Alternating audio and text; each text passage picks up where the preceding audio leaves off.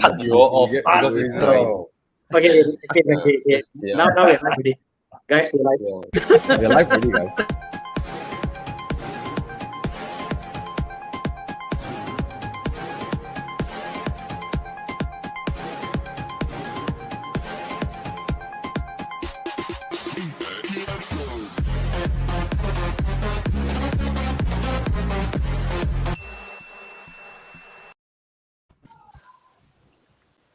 Hello. Yo. Hello, apa khabar? Hi, D-Works. Full house today. Today we have Yeah, a lot man. of people in this room. Yeah, Can I test connection first? Can I test my connection? Is my connection all right? you sound good. Yeah, Edward. good. Yeah. Because all the Hi, icons Roshan. on my on doesn't show up. All the icons on my stream Roshan, yet. I saw we met Roshan in Penang. He came for the drive. Nice. Oh. Hello, everybody. Hello. Erkan, Jordan, Kevin, Golan, Jules, Terry, Terry. Jules. Terry came. Yeah. Terry came on the drive too. I Oh, he brought an nice. E46 318i, and Ooh. and I asked him why 318i. He said it's a family heirloom. So cool. Kept it because it's a family. Oh. Passed down for a few people. Nice. So it's Nice. yeah, so cool. Okay, we E46 see all the 318i. friends coming in, all the audiences coming in. Welcome. And if you guys want to engage more in the conversation, you all can actually come over to Facebook, our Horizon Facebook. You know, if you ask your questions here, not only we can answer you, our team can actually PM you, which is the kind of function that we can't do on YouTube. doesn't So have. if, So if you guys come over to Facebook to watch it there, and you can interact with us over there, it'll be more convenient. And of course, helping us share the live. Yes, And, let us share, guys. yeah, today we welcome again our friends Azhar and Amar joining us here from Ingress Auto. Guys. So Hi everyone. this guy his name is UMW, but he just bought a G30 530 LCI. Yeah. So those of you who have any questions regarding, like, you're thinking of buying a BMW, you know, you have your doubts, you have things you want to understand, please fire ahead. And if you know a friend who is keen on looking for one, tag him or her, you know, share it to him or her and bring them in. And I believe the geniuses here, you know, the product geniuses here from BMW Ingress Auto, Azhar and Amma, will be very happy to help you guys. And All right. 4 BMW owners here in the conversation. Oh yeah. So Tana and Naz Abdullah both just bought a 330e. Yeah. And so each of them has one 330e, right? Unlike Con, who has 2 5 Series. And Alex just bought a E46 M3 convertible. I think he had that car for a while already, you know. Manual, bro. No, he just bought it off JT. Oh, he's restoring it. Yes, he bought it off JT, and he's like completely stripping the car and restoring it. Oh yes, Right. yes. So And I'm taking collection of my E36 this Friday. And Thomas just rebuilt his E30. Yeah. My E30 full-on BMW fan club. Is going to be ready on Wednesday or Thursday.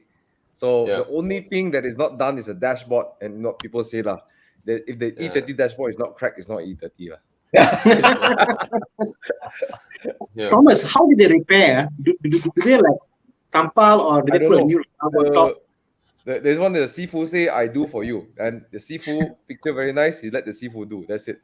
Yeah. To find someone to do is it took me a good time. So yes, I'm happy. Okay, shall we start taking questions? My God, we already. Before we the way, go to the yes, Thomas, yes. Is it so? This is not a normal Q&A session. This is specifically for BMW questions. You know, is that what the format is today, right? Yes. So it's specifically for people who at the back of their head, you know, it's like, don't dare to step into the BMW dealership. It's like, hey, you know, I want to, but I always have questions. I want to know more. Please fire ahead. Please ask our So we've got amazing two experts product here. geniuses from Ingress Yeah. Auto with us. To share with us. So you only be answering the BMW related questions, right? Oh, not just that. It's even better if you are sort of considering some car from Stuttgart or Ingolstadt. You can also come here and ask why Munich is superior. why we all choose the one from Munich instead. Why you change to cities and states, are you? I learned from the British magazines that's the more diplomatic way of addressing different companies, Okay. Let's see. So before we start, Ezar actually has something great to share with us, right? Ezar, is this the right time to share? This is the perfect time. There's no better time to share as the new year approaches. I mean, we're already into the new year, and then Chinese New Year is approaching as well. So we want to offer customers who book certain models from us, the X1, the X5, and the 5 Series. If you book your car online via the Ingress Auto website, we are giving away BMW lifestyle merchandise worth 1,888 ringgit. So this is only for customers who book their vehicles online. But of course, you can come into the showroom, have a feel of the car, and the sales advisor will assist you to book your car online for you. Oh. So you don't have to do it at home without coming. You don't have to do that. Oh, lovely. The customer experience is still there if you still want it, right? So usually customers come in, they're unsure what models we have on offer and things like that. So that's where Amma comes into play. Amma, you want to explain the whole sales journey and how you understand what a customer is looking for? Yeah, sure. So basically, when a customer steps into the showroom, well, it depends whether they've already had a chat with the sales advisor or they're walk-in customer.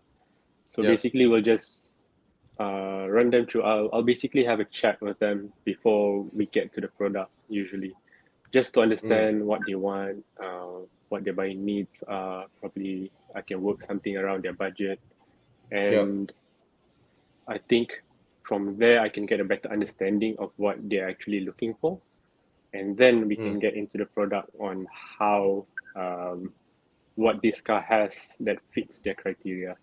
So I think it's really important for my role to really understand what they want and find the perfect match for them. I'm going to cut in for a quick one, Amma. I'm going to cut in for a free one. Do you guys have a 530i M Sport? We do. We have quite a number of units ready to go. Lovely. So Mr. Sarvesver, that they do have, all right? They do have. Sorry, Amma, sorry for cutting in. I just want to highlight that before they got pushed up too far ahead. Yeah. So sometimes customers come in thinking that they would want a X1, but after having a conversation with Amma, getting to know more about products, then they would realize that actually a 3 Series is more suited for their day-to-day usage and what they use a vehicle for. Actually, guys, you want to share how 218 customer became an M2 customer? Come. Wow. So maybe you remember the M2 that we shot the other day? We did the video on that. Yeah. So over an event weekend, we had a customer who came in and he was like, I think I want to get a 218. So yeah, I mean, I explained the car to him. He was like, it's pretty good in terms of all the features and things. But once he had drive, then he was like, I don't think this is. I mean, he felt like it was okay. So I was like, why not we have a go with the M2? Probably that fits you a bit more. So we had a test drive in the M2, and he immediately was sold. Immediately got the M2. Signed, sealed, and delivered. Blown away, right? Yeah. Wow. Amazing. That is amazing. That is upselling on another level, man. You were like from from base model Entry to level. M, you know. Yeah. But- so but- that's why what I say is sometimes they don't know what they're looking for. So that's Yeah. why the role of the product genius is to help you understand, have a better feel of the product without putting any pressure on you to purchase. It's just about helping you understand the products on offer. Exactly. I notice a lot of premium car buyers, right? They are okay with a very big bandwidth of budget. You know, Yeah. they just come in. What's new? Oh, 218 Grand Coupe. Okay, I'll try it. Yeah. I'll buy this and try it. I've never tried it. I'll buy it and try. And then after a while, they want to try something else. And they can be buying something from 200K to 450,000. Yeah. To that. We see that in the weekly. Yeah. Yes, it's quite amazing, right? And some would buy like 2 or 3, just to be fair. When you can't decide between two, you just take both. There's a. Oh, by the way, yeah, you mentioned something, right? One of my neighbors has a 2 Series, have a 530E LCI, and then also has a 3 Series, the 3 sedan side by side, all same color, black color. Wow. Yeah. Anyways, funny story. Goals. So I got a quick question over here. I just want to quickly highlight because the questions build up very quickly. Michael Chase asked, do you guys bring in the M3 comp? Yes. competition? We do. We have Right, an and extra the question version is- right now. He's I have to ask if the M3 comes with the premium Harman Kardon radio. He was building one that day and doesn't see the option. That's using a configurator. lah. We do have an option for that. You can actually Nice. find it in the BMW configurator. You do have to get into all the options to be able to see it. There's a tab underneath, right at the bottom where it states show all options. That's where you can spec your Harman Kardon But sound if system. you want a clearer view and understanding of everything, just walk into Ingress Auto Damansara. Amal will gladly assist you to spec it to perfection. Yeah. Oh, And Ingress Auto isn't only one showroom in Damansara, right? Correct. There are actually a Yeah. total. Can you like name the full list of Ingress Auto dealerships? Yep. So our main office, our main showroom is in Ingress Auto Damansara. So that's in Kampung Sungai Penchala. And of course, we have another one in Bandar Puteri Puchong, Yep. which is also a sales and service center. Ah, Yeah. Nice. So if you're Okay. looking for Mini, I think we have a lot of confusion sometimes. Customers tend to walk into Damansara to look for Mini, but we are only a Mini service center in Damansara. Strictly only a service center. From time to time during events, we do get some Minis around for the events, but our standalone showroom for Mini is actually in Bangsa in Jalan Ma'ruf. And it's the only standalone showroom in the country, right? Correct. Yep. Yeah, that's right. Yeah. Nice. So apart Nice. from that, of All course, right, we so- have our body and I paint heard, as well. in I heard Kepang. they've got nice tea at Mini Bangsa. Some mysterious tea, right? Yeah. So yeah, guys. So that's for you to know. Okay, a quick one. This one. Yes. Any other interior color choice? Unfortunately, for the X5, there's only one color option for the leather. Yeah, you don't get the option to choose your interior color.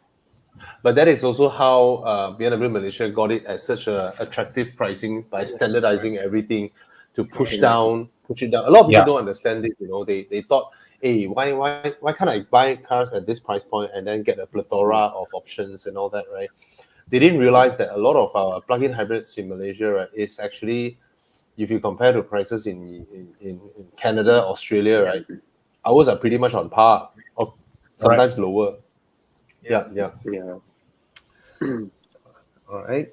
So, and the promo that you guys are throwing is the merchandise, and is there like a special financing rate as well? We do have attractive financing rates across the board, not just for selected models, but for all Nice. 2022 variants. Oh, So nice. to finance under BMW Credit, you can get the first 2 years at 0.88%. If you're looking for 3 years financing, it's 1.98%. 4 to 5 years, 2.08%, and 6 to 7 years at just 2.28%.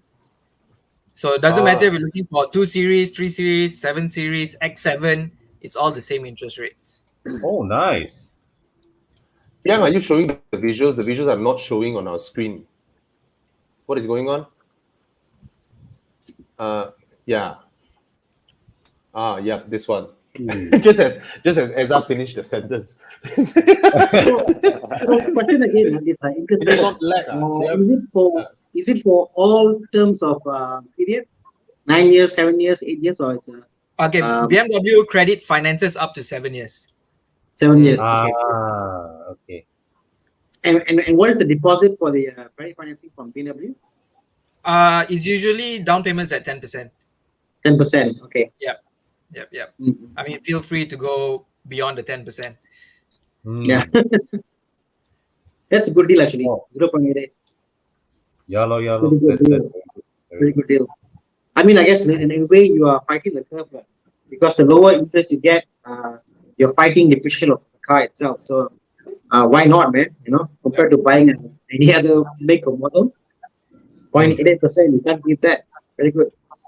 And usually people wait for the end of the year to throw these kind of deals, but we are determined to start the year with a bang. So straight up 0.88% January. Let's go.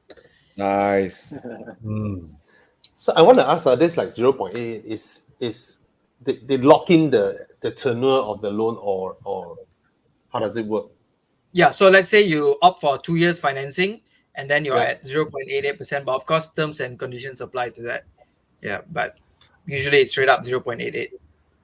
And is this with BMW Credit? Yes, correct. Yeah. Actually, a lot of people didn't realize that BMW Credit offers really, really great rates, and also different fines. Does the alternative financing options are still available, like balloon and stuff? Yes, correct. We still have this is the straight line financing. So we also have the balloon financing, as well as Easy Drive, which is sort of like a lease program. Nice. And the good thing about opting for BMW Credit is the moment you walk into the showroom, we have a BMW Credit officer there, so they can immediately start processing the loan for you. Nice. Even before you leave the showroom, you may get a pre-approval from BMW Credit. Oh wow. Oh. And a lot of people actually don't know that.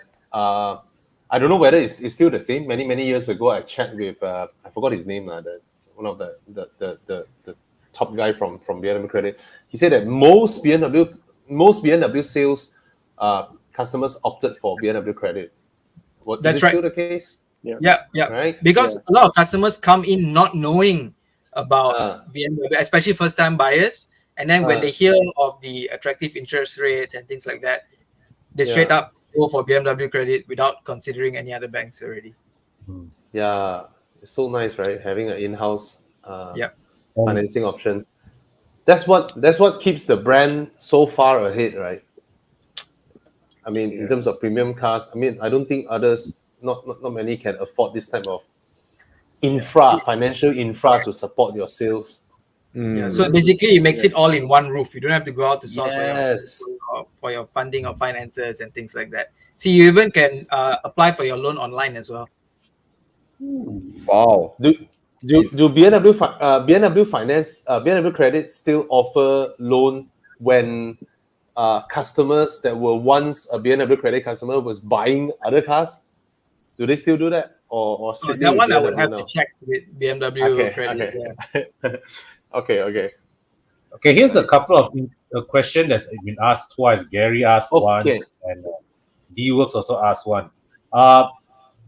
Does it appear in your CTOS or Secrets, or it does not? It does. It does, right? Okay. Because some investors see it as like, well, I can keep my credit to buy property, so I go for BMW Credit. So my credit is free. Yeah. People forget BMW Financial Services is a registered company to provide loans. Financial So services. Yes. Yeah. so And it's- they're actually under Bank Negara registered. So the Bank Negara is still there. You know, Yes, the walking yes. stick is still there. There's no way around that. You cannot do all this without a regulating party. Yeah. Yeah. Okay, Got quick one. question. This one. Has any customers, of you guys like done, or is it possible for people to option through BMW individual? It is a possibility, but usually in terms of specing vehicles, customers will usually spec cars that are CBU because it doesn't make sense financially to CBU a car that's already CKD. Yeah. Yeah. In terms of costing, is quite a bit of a difference. But yeah, So this cars would like the M cars, those Yeah. feel free to knock yourself out with individual paints and things like that. so like 8 series or M8, right? Those they can come in. The world is their choice, right? They can just go Correct. through the Yep. color Yeah, palettes that's right. and all that. So Have you guys this seen one the they have IX to do it in the Glow, showroom? the color changing IX? Don't that's available. No. No. That's a concept, right? Yeah. It's concept. Imagine this one it becomes available, right? Then you have those customers that buy a big 90-inch screen and then bring the whole TV back to the showroom and say, hey, there's one pixel. Yeah. Okay, so these are the M cars. Nice. Yeah. But these are the standard colors on offer. So you do still have the option to go one step further with the individual paint.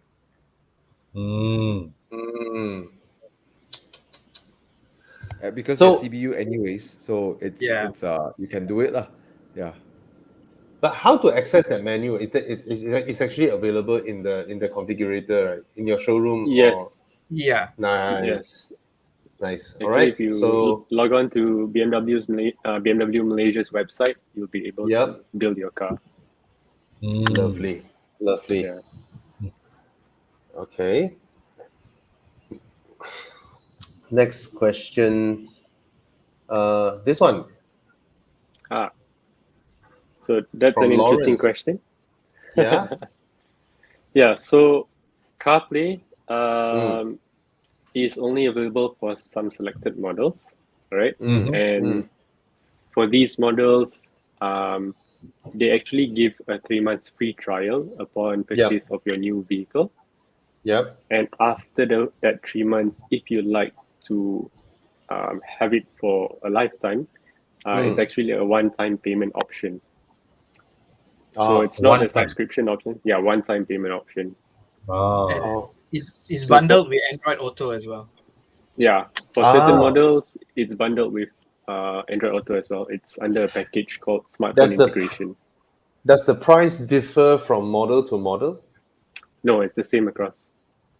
How much would that be? So the price is actually RM1299, 1,299 for a lifetime, and it follows your vehicle. It's not transferable from one car to another. So if let's say like when we sell the vehicle, the package goes with the car lah. Yeah, that's right. It's an added So you value can to your car. increase your car price by 1,299. It's not expensive at all. I mean, when you think about it, right? Yeah. Some people buy their cars and then they go and change some Android integration stuff, right? It's gonna cost them 3,000 ringgit, right? So Correct. I don't get why some customers make it I don't think it's a big deal to we Malaysians, right? When we demand car makers to try and reduce the car prices as much as it could be, right? Then we ourselves must also understand that car makers will have to put certain things to let us option. If we want, we just pay, more in line with how the global car market works. All right. Yeah. All right. And I mean, back in the late 90s when a premium sports sedan cost 300,000, of course they can throw in everything. When it's in the late 90s, they cost 300,000, right? They can throw in a lot of stuff. Right? Yeah. So for cars like the 5 Series and X5, this smartphone integration package is available. Yeah. You do get to enjoy both Apple CarPlay and Android Auto in these two models. Yeah. So what's that? So this means that if they buy from Ingress Auto now with the CNY promo, they pay 1,002 to upgrade the Android and Apple. But they get back a rebate of 1,009 of merchandise. At least feels nicer. Only from Ingress. Yeah. All right. But So if I may ask, right, this connectivity option, right, is available for models from what year onwards one? Okay, to make things easier, you'll need iDrive 7.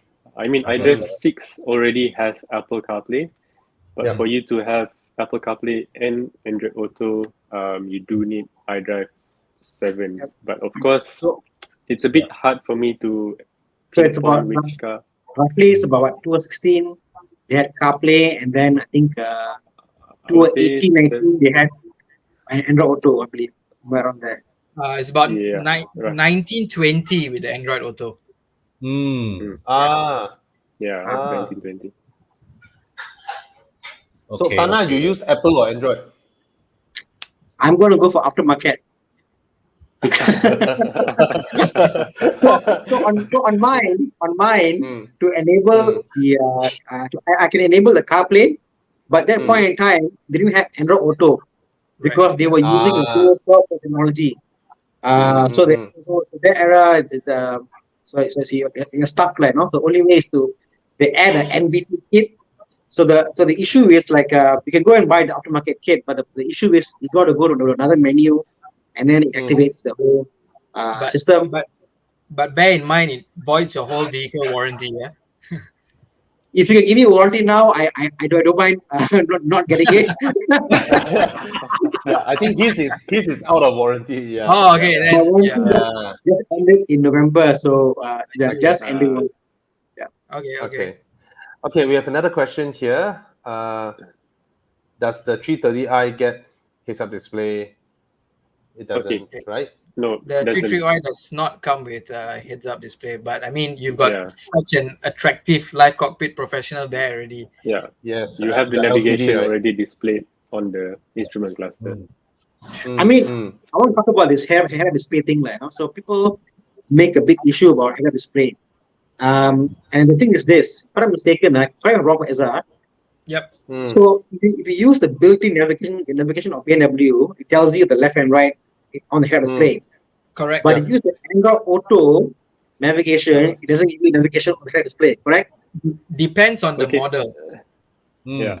So the Android Auto navigation is also built into the head display. No one. I've tried using Android Auto and using Google Maps. It does appear on your instrument cluster and your head-up display. But for Apple, you got to use Apple Maps. So Waze is out of the picture for it to be featured on your instrument cluster and also your head-up display. Yeah. And that's on the new models. Correct. That's on the new models. That's right. Yeah. I wonder how many Apple users actually use Apple Maps.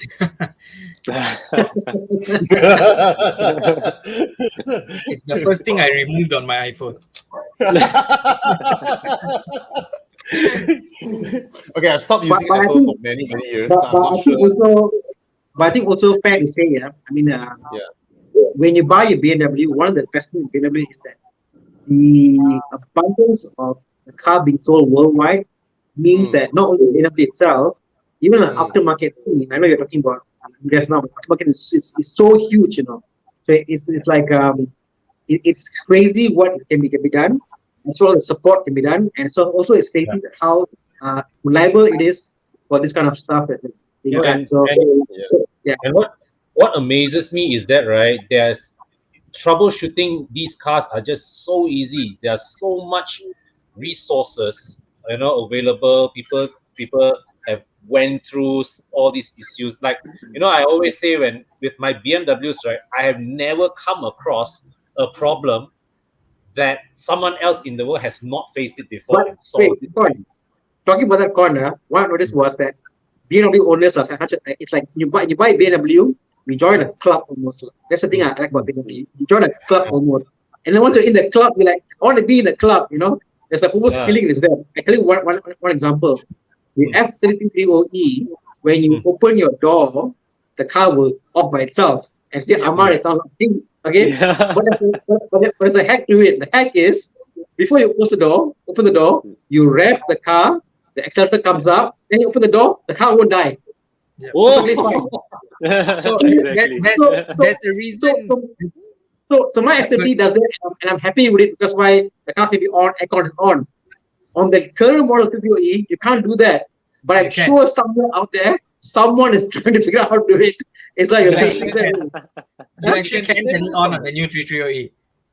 Yeah. But you it's can disable that in the iDrive, right? Sorry? You can disable the. no, it's a security feature. No.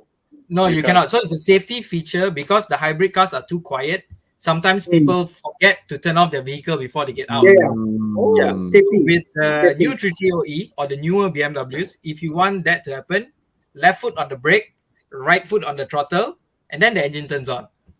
And then you can get out. Oh, okay. Yeah. Oh. Then it's, Okay, then we it's have like another a way question. to tell the Yeah. car that you know what you're doing, lah. Yeah. Okay, a question from Sriharan. Not this one. Sorry, it jumped just now. Okay, this one. So, Sophisto Gray. Gray. Yeah. Sophisticated between LCI 530E and 530i. Actually, it's the same thing. Yeah. It's the same thing, right? Yeah. It's both Sophisto Grey with brilliant effect. So it's whether he's looking at it under the sunlight or not, right? If Right, he's so like, under- hey, why this one shine and that one doesn't, right? Okay, It's both the same paint. all Beautiful right. color. You guys still got M340i? Yep. Correct. Yes, we Yep. do. Nice. Ah, I think that's my favorite car that It's BMW. M340i viable car. Very Definitely viable. With our Okay. current interest rates, no issue. This one. So, Nugget quick London. one. Is Where there can I anywhere check for pre-owned selection for Ingress pre-owned selection? You can just drop a message in our Ingress Auto Facebook, and we will contact you within 24 hours. We will get a salesperson to contact you within 24 hours, and we can share our inventory with you. And they can also now do a virtual appointment, right? Correct. Yeah. That's right. So, Chiyang, is there a QR code for the virtual appointment? So basically, in the light of the whole COVID situation, what we have taken initiative at Ingress Auto is to help customers purchase a car without actually having to go to the showroom. You can just go to our website, sign up for a virtual appointment, and Amar will actually walk you through the vehicle from literally every point and angle of the car. He will explain everything to you. Oh, so it's virtual and then Yeah. so it looks So like that when you flash it with your phone, right? It looks like Yep. that, and then yes, and then just submit, and then I'll get how does it work after I submit? So after you submit, within 24 hours, you will be contacted by a sales advisor, and we will schedule a virtual appointment with you at your nearest convenience. Lovely. All right, guys. So do take note. Print screens first also can. Is that got vacancy for people like us to do online car review for your customers? Since you're already doing that. Chiyang, you can flash the URL if there is. Yeah, sorry. Yeah, so during the virtual appointment, I basically run through the entire car from the exterior to the interior and all the features that's included inside that specific car you're looking at. The only thing that I try my best to deliver is the driving experience during the virtual appointment. That's something that it's pretty challenging. Of course, we can only go to a certain extent. but nevertheless, there's a lot of videos that helps us to understand all the features. So I actually do play them, things like the auto parking, reversing assistant, all these things, how the hybrid system works. And speaking about hybrid cars, actually, since our two models that will be offered for this, that has an offer for this Chinese New Year, I actually have a video that I'd like to share about the hybrid vehicles. I think Nice. that I passed the link already, so maybe we could have a look at that so that I know you guys can have a better understanding of those cars. Hmm. The Yang, you video got it? up, Chiang? Cue the video. Maybe wow.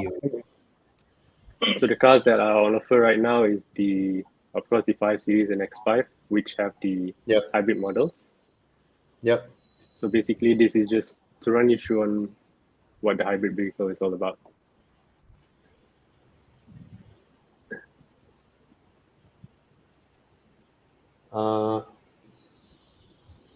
Can we play the video? Okay.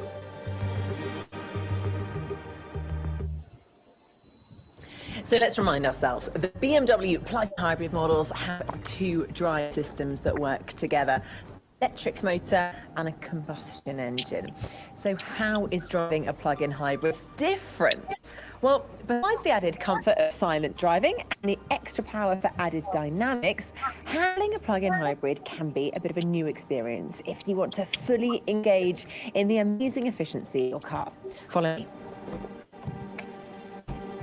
Plug-in hybrids can play advantages in fuel consumption and in emissions by having the perfect balance between combustion and electric drive. Now, the key word here is recuperation. It's the recovery of electric energy while driving to recharge the high voltage battery. Now, to best manage the energy flow and use in the car, BMW has developed special features like the anticipatory hybrid drive and adaptive recuperation for a carefree, efficient drive. Now, here's a tip for plug-in hybrid drivers, and that is to always use the navigation system. Yes, even when you know the way. That's because there's lots of clever tools working in the background. For example, there's the anticipatory hybrid drive, and that regulates the use of electric power according to your route. Then for everything else, you should pay attention to the updated BMW Live Cockpit Professional, and that works really well with you to drive the plug-in hybrid as efficiently as possible. Then there's the Route Ahead Assistant, which shows you how acceleration and braking saves the most energy, and the central information display, where you can get feedback on the efficiency of your driving style over time. Of course, the familiar BMW drive mode selection still gives you total control over how efficiently, comfortably or sporty you want to drive. And the system can even let your car automatically switch into electric mode when entering into an e-drive zone.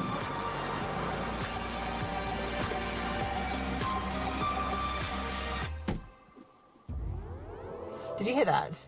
Now, that is the new BMW Start sound. It's a unique co-creation by BMW sound designer and the Oscar-winning composer Hans Zimmer. What a great way to start your journey. Oh, Hans Zimmer. And for that bit of extra sportiness, the new BMW 330e with extra boost gets a 30 kilowatts power increase for maximum acceleration out of the hybrid drive.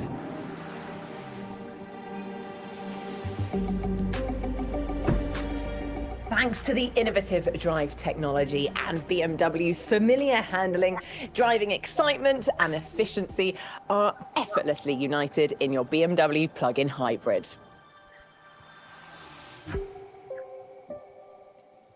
So, do you guys learn something you didn't know just now?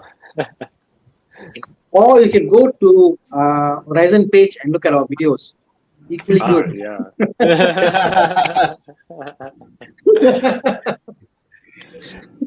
So, Amar, Yeah, so the three models that you guys are offering with the promo, right? You want to refresh our knowledge on, because I noticed recently BMW updates the specs pretty frequently. So I have no idea what are the specs now, like X1 and all that. Is it Correct. okay to like go through that? Yeah. Chiang, you flash the basically- images if you have them. Yeah. For the X1, we do have two different models. It's the Yeah. X1 S-Drive 18i, which is the 1.5 liter turbocharged engine, and also the X1 S-Drive 20i. So that's the 2 liter variant. May I get some photos? Chiang, are you there? Yes. So Looking for it basically, now. the 2 liter variant is the one that we're projecting. We have the M Sport. Yeah, exactly. So the X1 20i comes in the M Sport package. You can see the full body kit, 18-inch alloy on the interior, M leather steering wheel, sport seats on the front. So these are the things you get, different trims as compared to the 18i. Okay. The seat of the X1 has the. I saw the little adjustment button behind the. That is Yes. That's actually Number- the bolster the support. side bolster, right? Oh, The bolster, bolster. right? Side Okay, bolster, yeah, that's right. Wow. Yeah. I would say it's a pretty decent car to drive. With the 2 liter, it's more than enough power for this little car right here. So this is the 2 liter variant. See the Yep. front, Chiang, the front. So that's with the M Sport body kit, is it? Yeah, that's right. More And what is the Also what like, is the price? What is the price of the 2 liter now? It's about 235,000. And the 18i is still just under 200, right? I remember. The 18i is above 200 still. Oh, above 200, but Above oh, 200. okay. But just above. Still the largest car in class, right? I mean, in compared with other premium mix, right? Like from Stuttgart or Ingolstadt, this is still larger. We do get some comments that it is larger, so it's more roomier in the cabin. Oh yes. This X1 is very, very roomy. You've got a lot of headroom, especially like even like for my Headroom. size, I'm like 5'10". When I sit on the back, I still got a lot of excess headroom. Yeah. I've never had the concerns of space in the X1, right? Yes. It's Yeah, just this big. is It's big. It's big. Yeah. All right. Okay. So that's the X1. Yeah. So we do also have the 5 Series, which is Yeah. also part of our Chinese New Year offerings. Yeah. So there's the 530e and also 530i. They look almost the same from the exterior. So I think what I'll project is the 530i onto the screen. Waiting Oh, for. I love the rims that's now in the 5 Series, man. Those rims are so Yeah. nice. So In the nice. 530e, right? Yeah, it's Yeah. like, it's like I was saying in my video, right, when I reviewed the 530, right, it's like, right, I look at this car, right, it's like the owner bought this car and then go and spend another 20K on rims. It has that kind of look. You know what I find interesting is that the 5 Series, the LCI, the looks of it changed a lot. It looks very, very modern compared to Yeah. the LCI. I mean, like if you look at everything before, it wasn't, but now it really, really looks like a whole different car altogether. I think it followed suit from the 7 Series, like the pre-LCI to the LCI was quite a drastic change. So similar to the 5 Series. You got to stare very carefully to understand there's some things that's similar, but then you're like, but one glance like, it's a different car altogether. But like, no, actually, there is something there happening. Amazing, and I think amazing. Design-wise, the nose to headlight proportion is quite rightly executed. Yeah. It just blends in very well. Front lights really just elevate the car so much. Yeah. BMW LCIs always make the car look better. Yeah. A lot better, right? Yeah. Especially the E60. The that F10 as well. Subjective E60. I agree on the E60. Subjective. So they look so similar. Oh yeah. For these LCI models, they've already fitted the Parking Assistant Plus, which includes the surround view camera as standard. So you have Nice. 360-degree view camera. Mhm. What differentiates the two models apart from the exterior? It looks very, very identical, but the 530i gets the laser lights, things like the high gloss shadow line across the window and the air breather. Mhm. Yeah. Very, very small details that Speaking of the what you call it, of you say high gloss shadow line, right? The 530i still has the chrome window frame, right? Correct. Yeah, aluminium Which is quite satinized. unusual for an M Sport spec, right? BMW usually spec M Sport with gloss black or with black frame one. But with the 530i, they've always spec it with chrome frame. What color is that blue above the show the picture? No, Jiang, no. Just now, okay, this image with the lady standing there. That's actually Pythonic blue. Fuyo. Yeah, it's recently introduced to the 5 Series now.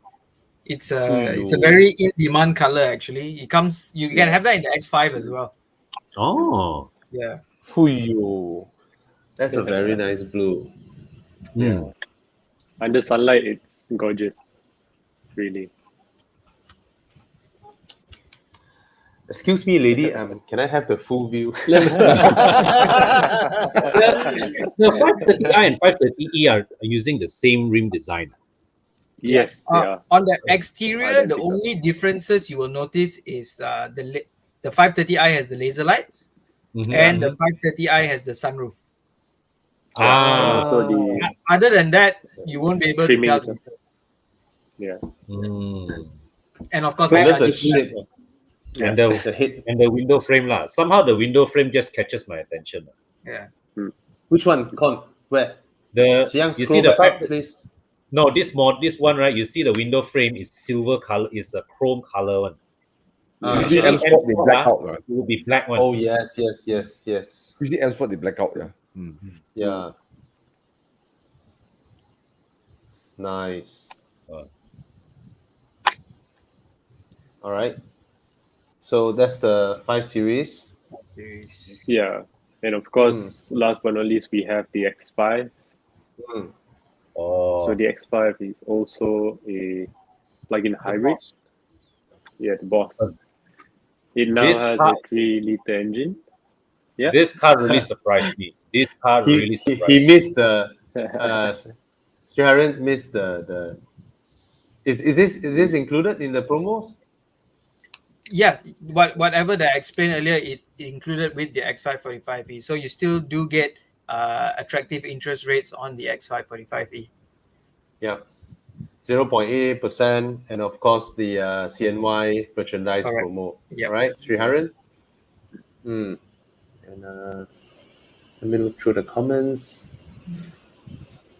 X5 X-Drive.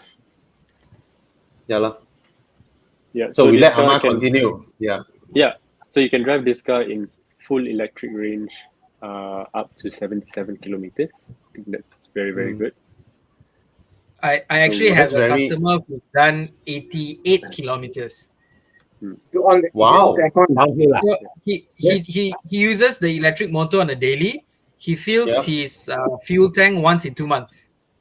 Actually, that's the intended scenario for the conceptualization of plug-in hybrids, right? Correct. Because I mean, a lot of Malaysians don't understand this. We always say that, hey, but remember, these are, I mean, they come from Europe, right? Fuel is a totally different price from what Malaysians are paying. Correct. So they pay a lot for fuel. So it makes a lot of sense for them to, just drive from home to office and then charge and then back and charge. Reduce the reliance on petrol. Yeah, exactly. Yeah, if your day-to-day commute is like about 50 kilometers, I think the hybrid will save you quite a bit on fuel, and also the whole journey is much more soothing and calmer because it's just a very silent journey all the way. You know what I would really appreciate a plug-in hybrid or an EV for? The school runs. School my runs, daughter's exactly. daycare, the residential taman, right? I sent her to Kindy and back, easily, right? 6-7 speed bumps, That time my car, the fuel consumption reading, right, was showing 17, Ooh. I was like, oh, if I have an EV or PHEV, it would be so nice. And while you're braking for the speed bump, it actually regenerates battery also. Yes. So Bobby, I'm getting my BMW wall charger on Thursday. Whoa! Nice. Bro. So I've gone from earlier my Audi S was a hybrid but not plug-in. Yep. Then now this one the F30 has got a small range, not much, 20-30 kilometers. And the thing was like this is from a personal experience. So people say like, oh, you know what, 30 km is stupid, doesn't make sense. Then you got 50 km in the newer models, and some like 70 km. This is the thing, Bobby. With 30 km, this is what I can do with 30 km. All our school runs are hybrid. Yeah. My wife going to work one way is hybrid. Yeah. The problem is the office don't know kind of 3 points like. So when you get a new BMW with the 50 odd kilometers and 70 kilometers, that completes it. That is just enough if you're a city goer to go to office, come back. It's more than sufficient, So like even ourselves, even on the older hybrid platform with 20-30 kilometers, we fuel about twice in a month. And that's because we do the school runs, and Mark goes to work a couple of days a week. So yeah, it is possible as long as you have a fast charging session. Then it's possible. Tana, I'm gonna make some arrangements to the team. I mean, for Ezza and Amma, right? We Horizon actually have a team, right, that handles the test cars. So they send the test car to like Thomas, and then they collect it. After Thomas do the review, they collect it and then they send it to Tana. Then when Tana is done, they send it to me. And then when I'm done, send it to Con like that, So next time when we got a plug-in hybrid, right, I will ask them to change their schedule. Like after Thomas done, go to Tana's place first. Then after Con done, go back to Tana's place first. Always swap Tana in between. And the best part is like my wife now comes home. It's like like you come home, you open your shoe, and you put some stuff. So she comes home because I was in the house. Comes home, immediately pick the plug, and he plugs in, and she goes into the house. So it becomes almost habitual. It's not normal. Only after a month or so, it's just habitual. You come in, you plug in, you go in, and then it's by itself. So it's the same. It's the same concept as coming back home and plugging in your iPhone or your Android. Exactly. Yeah. Exactly. I mean, you're right. You never forget to do it after about a month of doing it.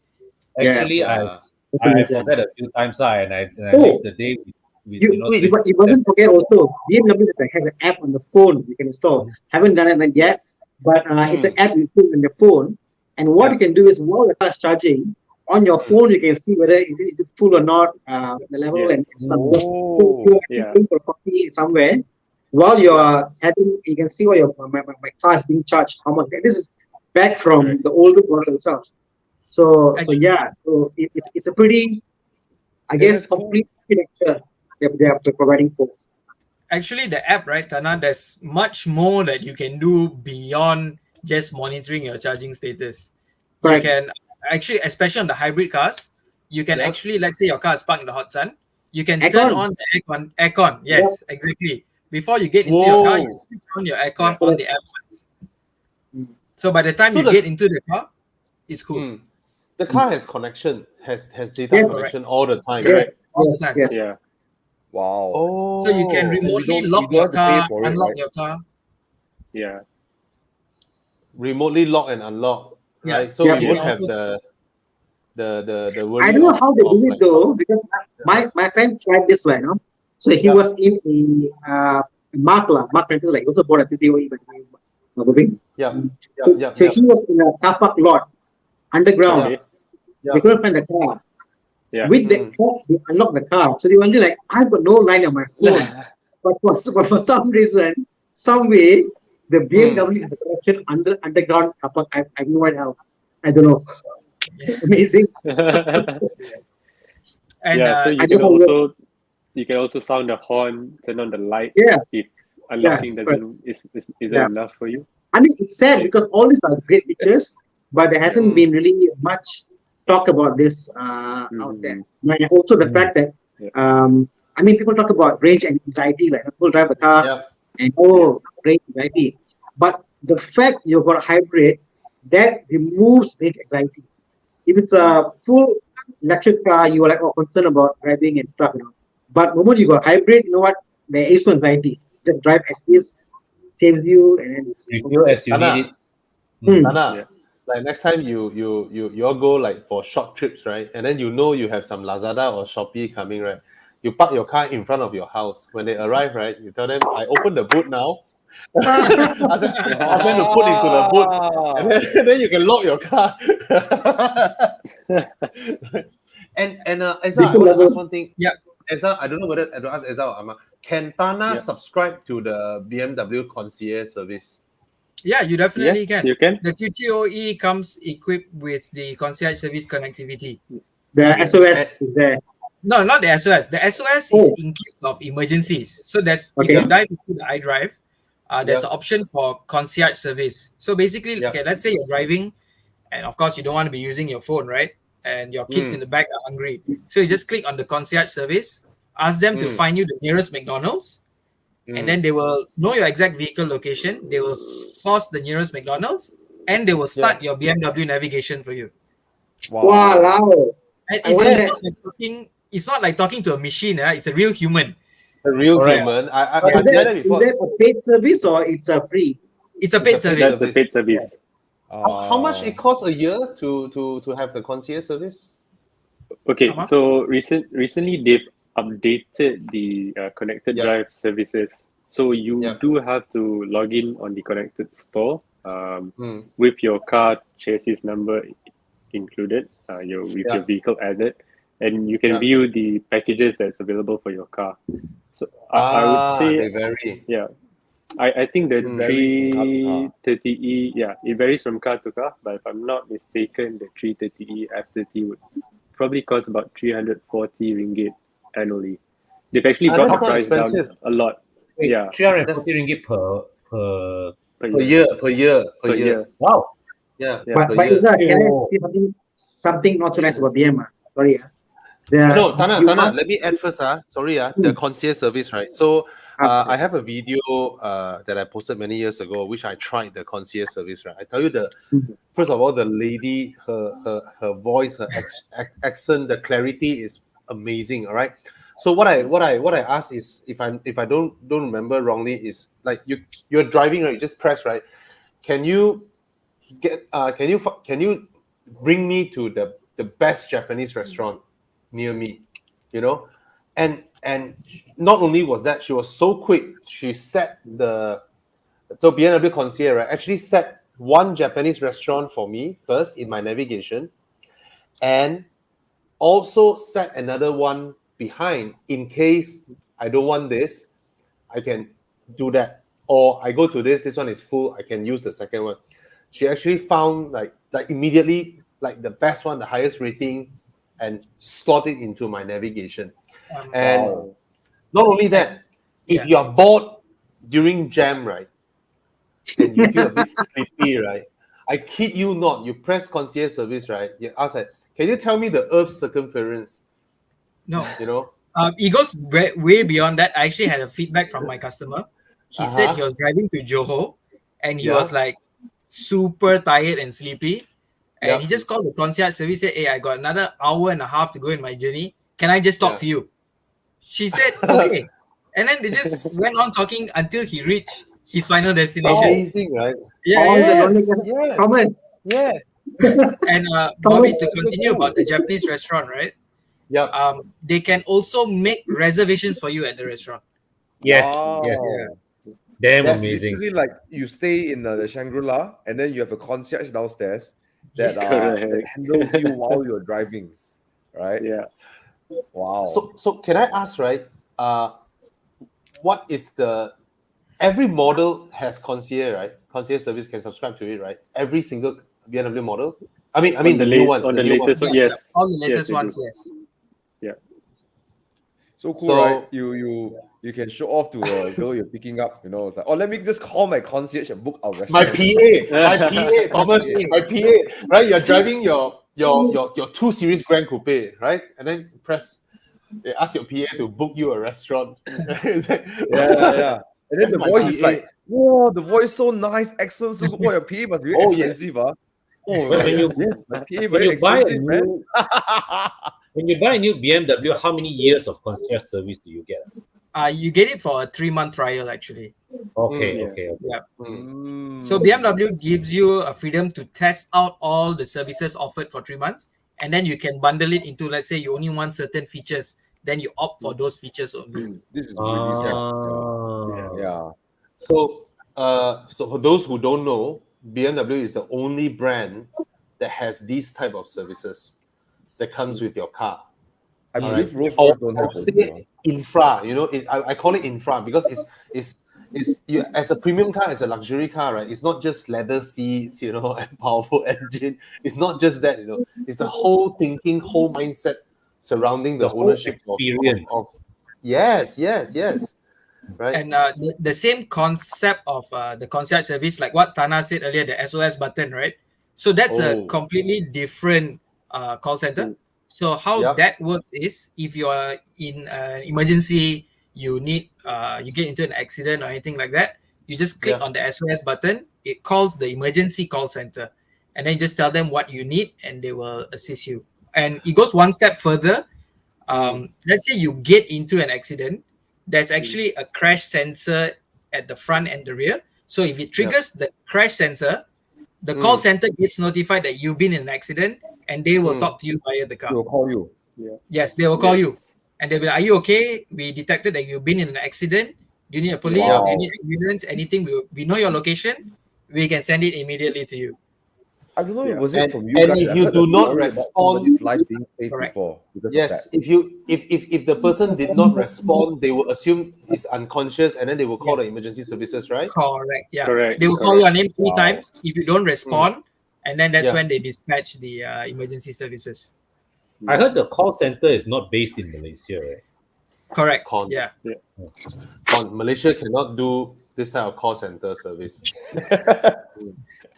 But with proper IT, it doesn't matter where the call center is now. Correct. But I want to ask, Ezra, is Yep. the SOS service subscription based?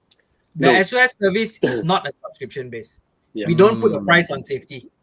It comes with every single BMW. Correct. Yeah. That's right. Wow. Wow. So That's Tana's cool. 330E still has the SOS service active lah. Yes, correct. Yes. Definitely. So guys, again, for some of you who have watched my previous video, I've said it every single time I review a BMW. I said BMW is the only car maker that has this type of function built in and made available in Malaysia. I know other premium cars have this kind of services in like Europe or China or US, right? BMW makes it available in Malaysia. All right. Yeah. So the SOS button. Let's say you're a lady, you're driving your car in a very dark road. You don't know where you are, right? But you see a car following you. Even if you call the police, right, you have to tell the police where you are, right? And if you don't see the road signs, you're not sure where you are, right? You can't do nothing. But this is where you press the SOS button, and that person will have your location, will be able to assist you, right? So these are the type of active.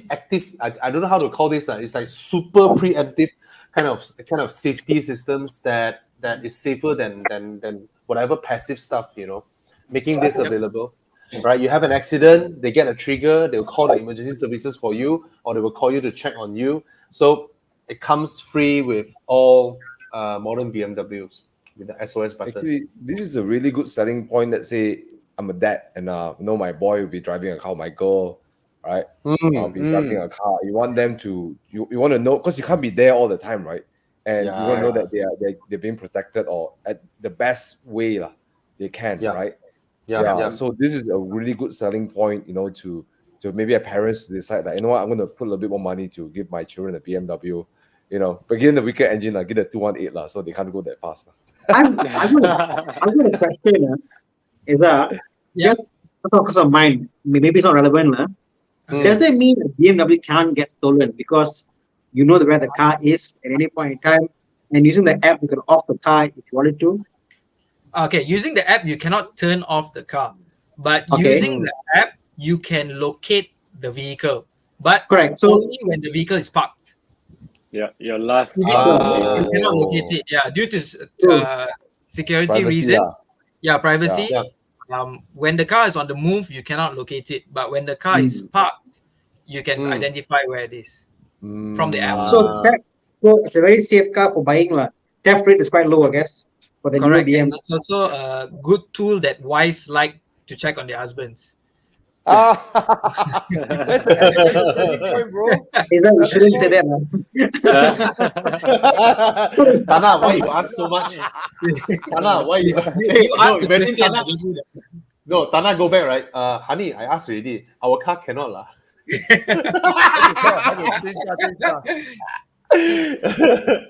Sorry. She's the primary driver of the BM, so that's fine. I can see where she. Yeah, for safety purposes, right? The husband wants to know. Yeah. Nice.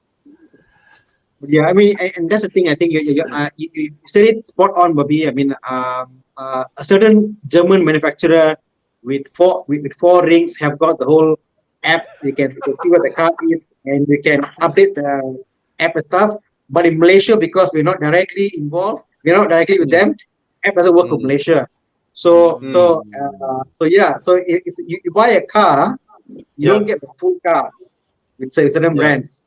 BMW is one of the things. You buy the car, you get the full car. So what Bobby said, the infra, the content services, the OS, the support. You know, and I must tell you, my experience when I sent my car for the final warranty claim. So I sent my car in like. I tell you guys, BMW is so thorough. I tell you, they went above and beyond what they need to do to make sure they give the car to you in the best possible condition when your warranty ends. And I can tell that from the bottom, from really honest to truth, because they had no reason to do that, you see, but they did that. And I had the same experience with a different car manufacturer.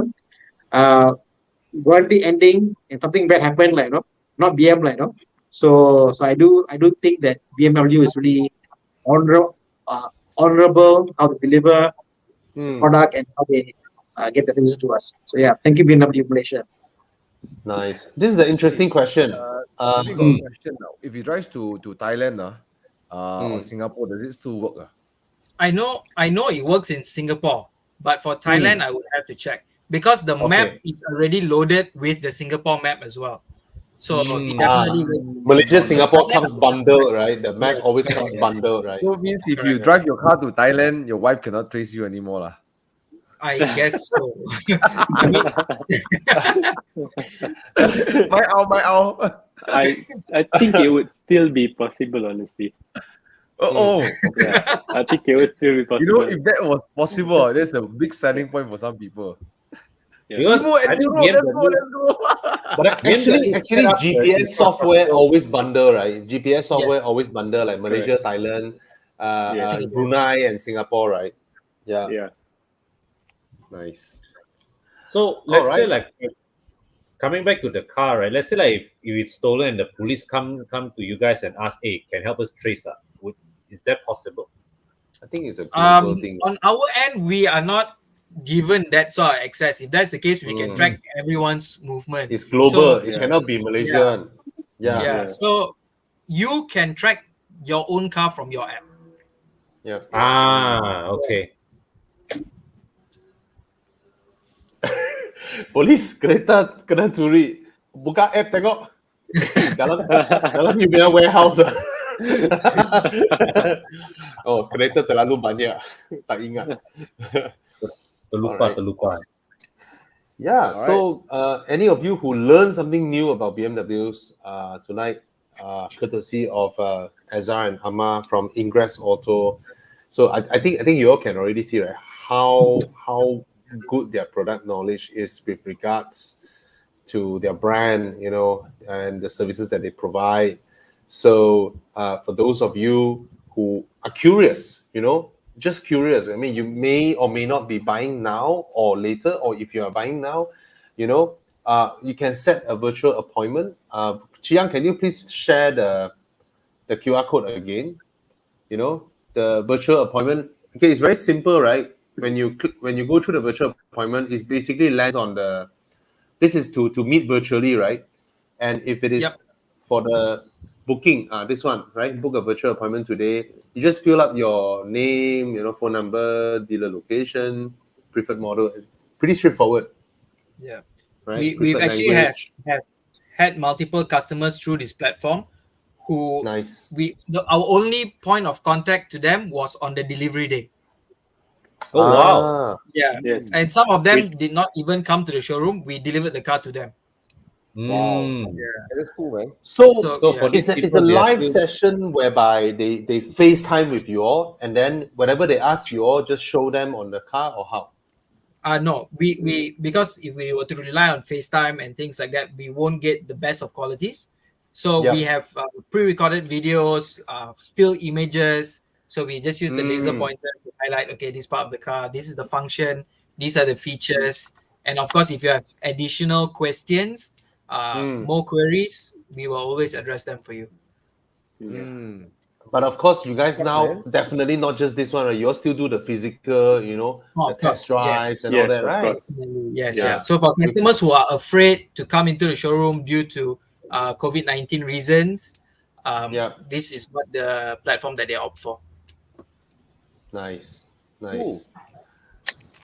Even if you're from another state and you'd like to know more about our cars, you can use this platform as well. And in terms of car delivery, how do you all arrange? You all will send the car over when they finally bought it? Correct. Yeah. Let's say the customer is still not comfortable of coming to the showroom to take delivery. We will arrange for the car to be towed to the customer's preferred pickup location. Nice. So and no extra charge, or actually there are some costs involved. Depending on, trailers let's say there. if you want to go to Johor or Penang, of course, there's a certain fee involved. Okay. But if it is just central, like KL, central, no issue. Area. So for some of you who like to invite all your neighbors to go to the showroom to collect the car together with you, maybe you want to arrange for the car to be delivered to your house on your street, so that all your neighbors can see you receiving the delivery, of your Can party, right? Yeah. All right. So Invite also. Drop me a message. Maybe you can come and have a look. Yeah. All right. So if you, I believe everybody learned something new today. It's like these are points that seldom gets communicated across, which makes a big part of why some people stayed with the brand. And of course, this is on top of what's the service free service regimen now? Is that like 5 years service warranty coverage? So warranty is 5 years unlimited mileage. Yes. We do have the service package included, which is 5 years over 100,000 kilometers.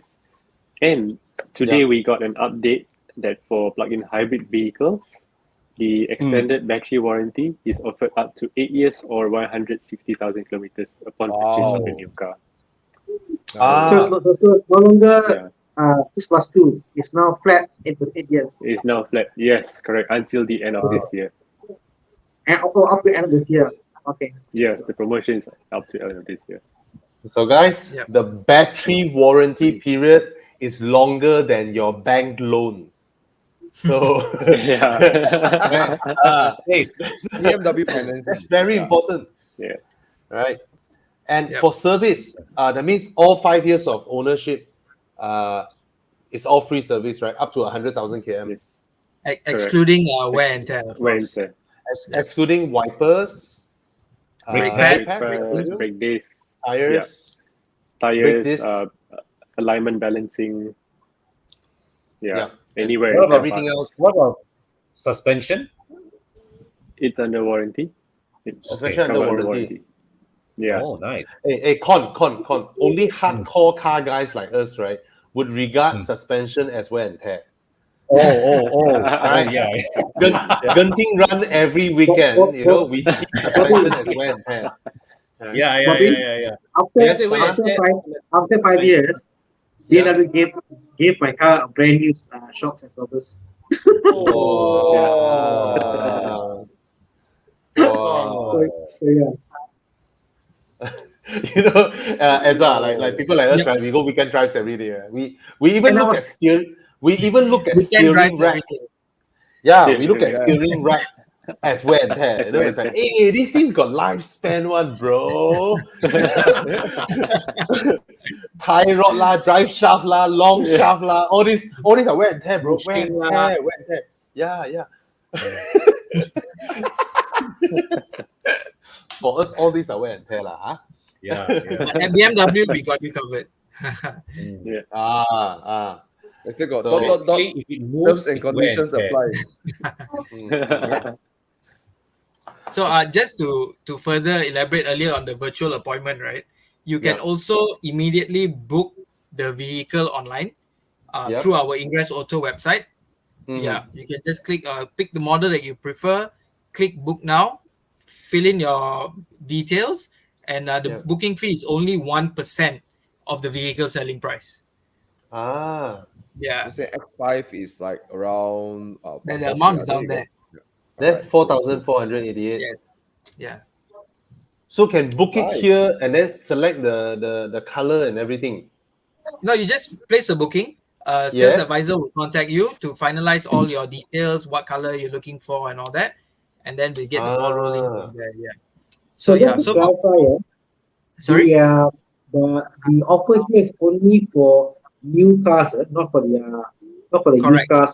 Yes, Yeah. new cars. So okay, let me just recap on the offerings is for the X1, X5, and the 5 Series, which are booked online from now until end of February.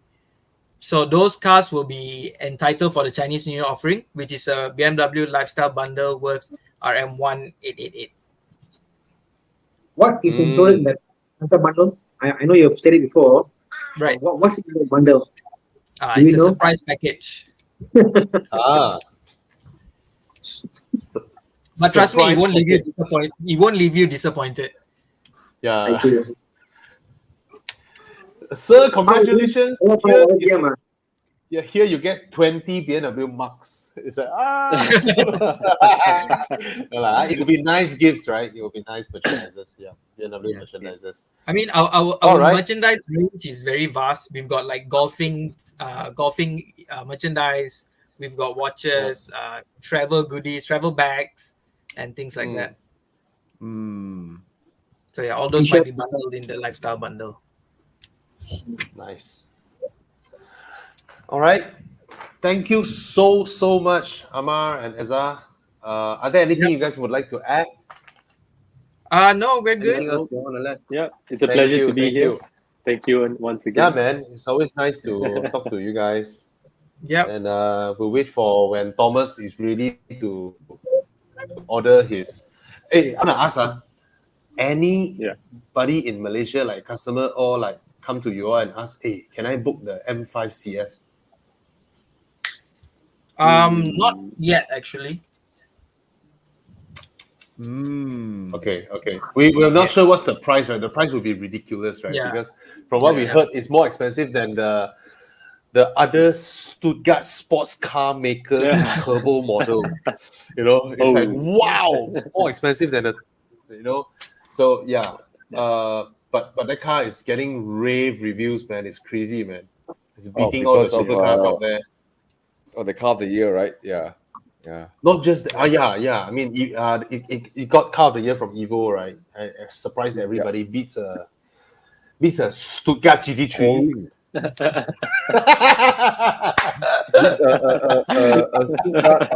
Flat 6, don't know which one. Yeah. The top models and all. Yeah, man. It also beat the Santa Agata Evo. STO, sorry. Okay. All right. Thank you so much, Ezra. Thank you so much, Yes, Amma. no problem. I So guess do come I by already this learned weekend. a lot Yeah. tonight. Oh, it's not just for this weekend, right? No, yeah, but I mean, feel free to come by this weekend to enjoy the offerings that we have on hand. Yeah. All right, guys. Thank you so much, Ezra. Thank you so much, Amma. Yep. And for those of you looking to buy BMWs, go to Ingress Auto. You get the 1,888 ringgit merchandise for CMI promo. And then for the X5 45E, you get a 0.88% special interest rate from Bmw Credit. All right. Yep. Thank you so much. Okay. Thank you for your Looking time, forward guys. for your next session. Thank you. Yep. Thank you. Thank So you. we're going to Thanks. continue our live. Don't log out, guys. We have a lot of questions for to answer you guys. Okay. All right. All Thank you, right. Amma. Thank you, Ezra. See you Thank next you. time. Bye, you Bye, guys. guys. Bye. Ciao. Shall we Sorry. go for a break or shall we just jump straight in? Let's go for a break. I need my juice from Copenhagen. My Copenhagen liquid juice. break. Yeah. Liquid My break. Copenhagen liquid. So guys, go for toilet. Go for some liquid break, and then we'll come back and let's talk about cars. Thank you. See you soon. When I switched to Pro mileage, in my case, I got 46-47% of savings for that car. Pro mileage was the only one that gave me 5,000 extra value to cover, yet still cheaper, a lot less.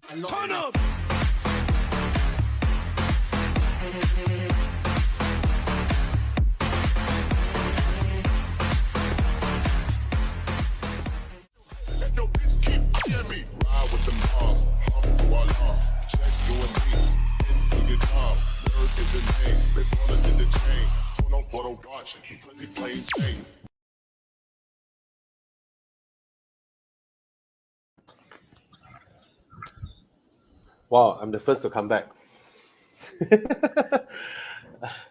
So thanks for sticking with us, guys. Yeah, sorry for not showing a lot of comments just now because very happy that our show is supported by Ingress Auto, and then of course delivering something that is of value to you guys, I suppose, right? So don't mind my juice from Copenhagen.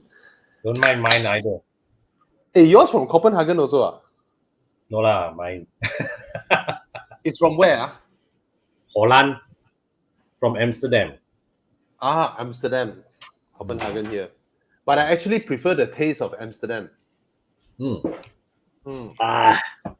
the Hey, Con, pleasure. can you hold the beer up for a while? Okay, let me print screen this. So Con having a car seat at the back and a beer in front. What epic.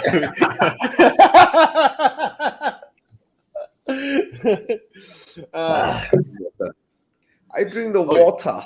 Why you are on diet again? Water. How much water? I was enjoying myself in Penang. And then I also enjoyed myself last night with Tyson. We had some good dinner. So I just want to lay off some from the alcohol. Yeah. Okay. So yeah. Oh, sweet. Ooh, Where else could 3 you do that? liter. 3 liter. Oh, that day I just saw one at near the Istana Negara, grey color one, and I was like thinking, wow, this car needs a wash, man. 3 So liter. where else can you clean the interior? I don't know. There's a place called Come, bring to Evo Club Car Wash in Sungai Besi. Hey, by the way, I haven't seen my test Mondeo, but based on the pictures Con is sending Are me, you legit cool, man. I want to go and see it tomorrow. Yeah. what I time was you thinking coming? of coming over on, but I was scared to come over because my truck is in a very dirty state. It's, Hey, then you come. No, that's the point. That's the point. Yeah. Wow, whose Porsche Well- is there? Also, whose Stuttgart car is it? A Stuttgart car. Sorry. oh no, last time. You know, Must be Thomas, that's some called guy with long hair. that's called a Stuttgart spider. you know, last week's German I had a SS.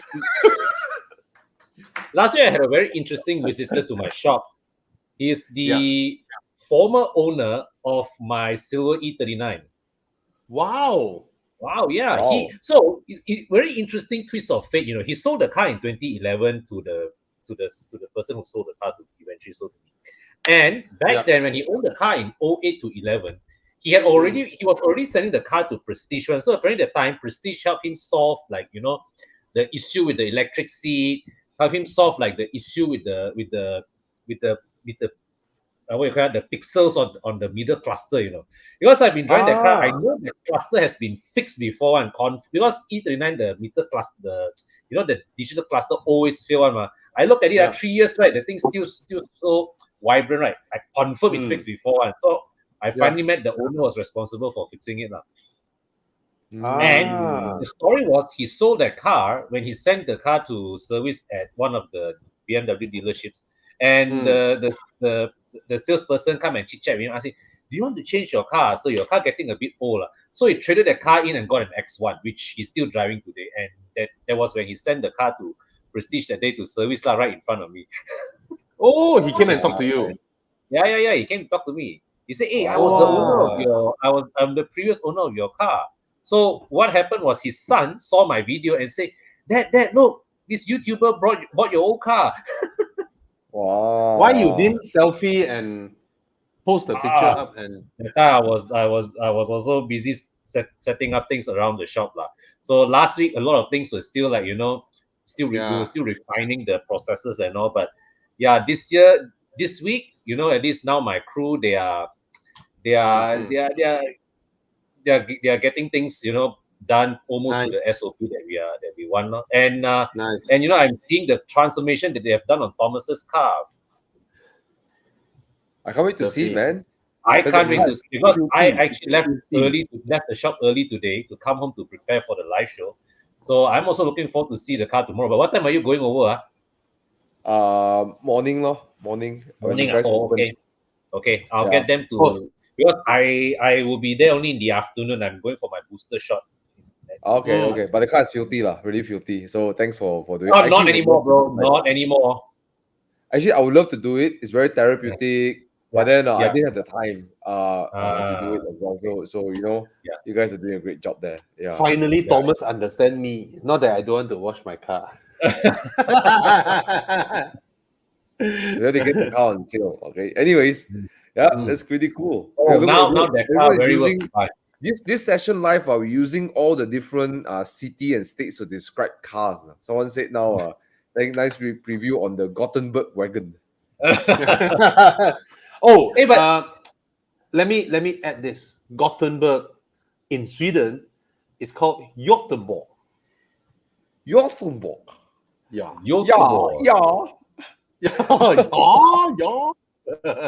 Göteborg. Okay, do you guys recommend him to wrap his E-Class? 213 is which one? The current one. The current. Oh, okay. Okay. My experience with is it because you have stone chip or miscellaneous scratches? Okay. My understanding is this: if you want to cover up the scratches, yes, it will do the job. But you cannot just wrap it. You also have to do some sanding. Exactly. Or not, will just show the scratches a bit more. A lot of people don't understand this.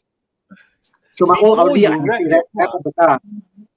My old Audi, I wrap with Thomas Heng, okay? Yeah. And so what's also required is that people forget that the wrap is a very thin layer of film, Yes. Any imperfection on the body, it will show like daylight. Yes. Yep. Very obvious. So they have to sand the whole car out. No matter what. So you want a really good wrap job, like looks super cool. You have to sand the car. You have to use the 3M sanding, and you sand the car down, and then you wrap it. So and normally when they will wrap the car, you'll send for take out. Remove the tar, they put coating. Oh yeah, God, it's still there. Serious. So this wrap, it was a bit more wrap, like.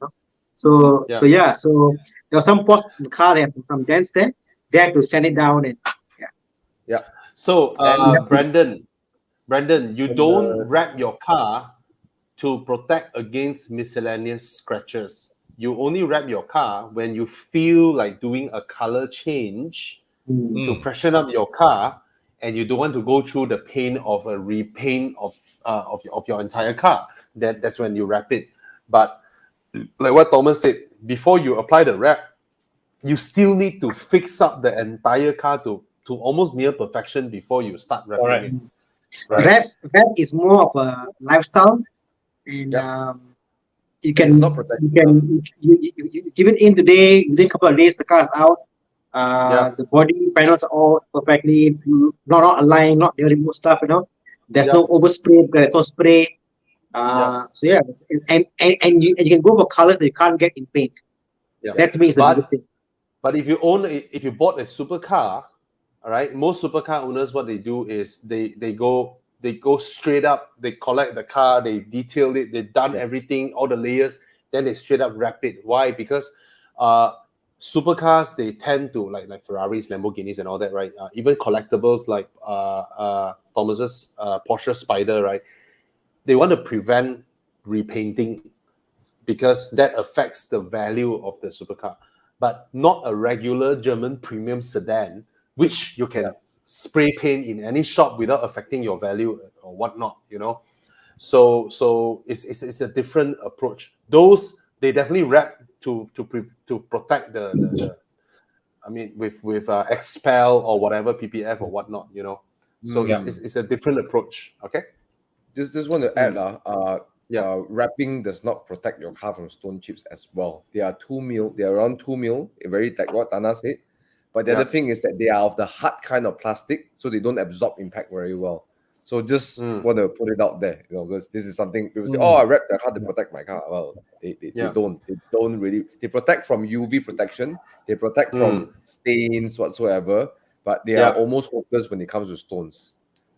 So to protect your car against stone chips, don't go and chuchok supercars with Pilot Sport Cup 2s, all the semi-slick tires, like you go convoy, right? You look at the cars, you're like, oh, this one with Michelin Pilot Sport Cup 2. Okay, don't follow him from behind. Oh, this car has a Michelin Energy XM2. This one can follow. I tell you, I mean, like Thomas' car, his yours is what, PS4S? PS4S. Yeah, PS4S still not so crazy, right? Like we followed Jeffrey's Ferrari, right? The Pilot Sport Cup 2. Wow, they were literally looking for stones to pick up and throw. They were really so far behind, still get stones. Don't even have to look at Ferrari. Some people, they like to modify using these slick tires, like my friend's Audi TT.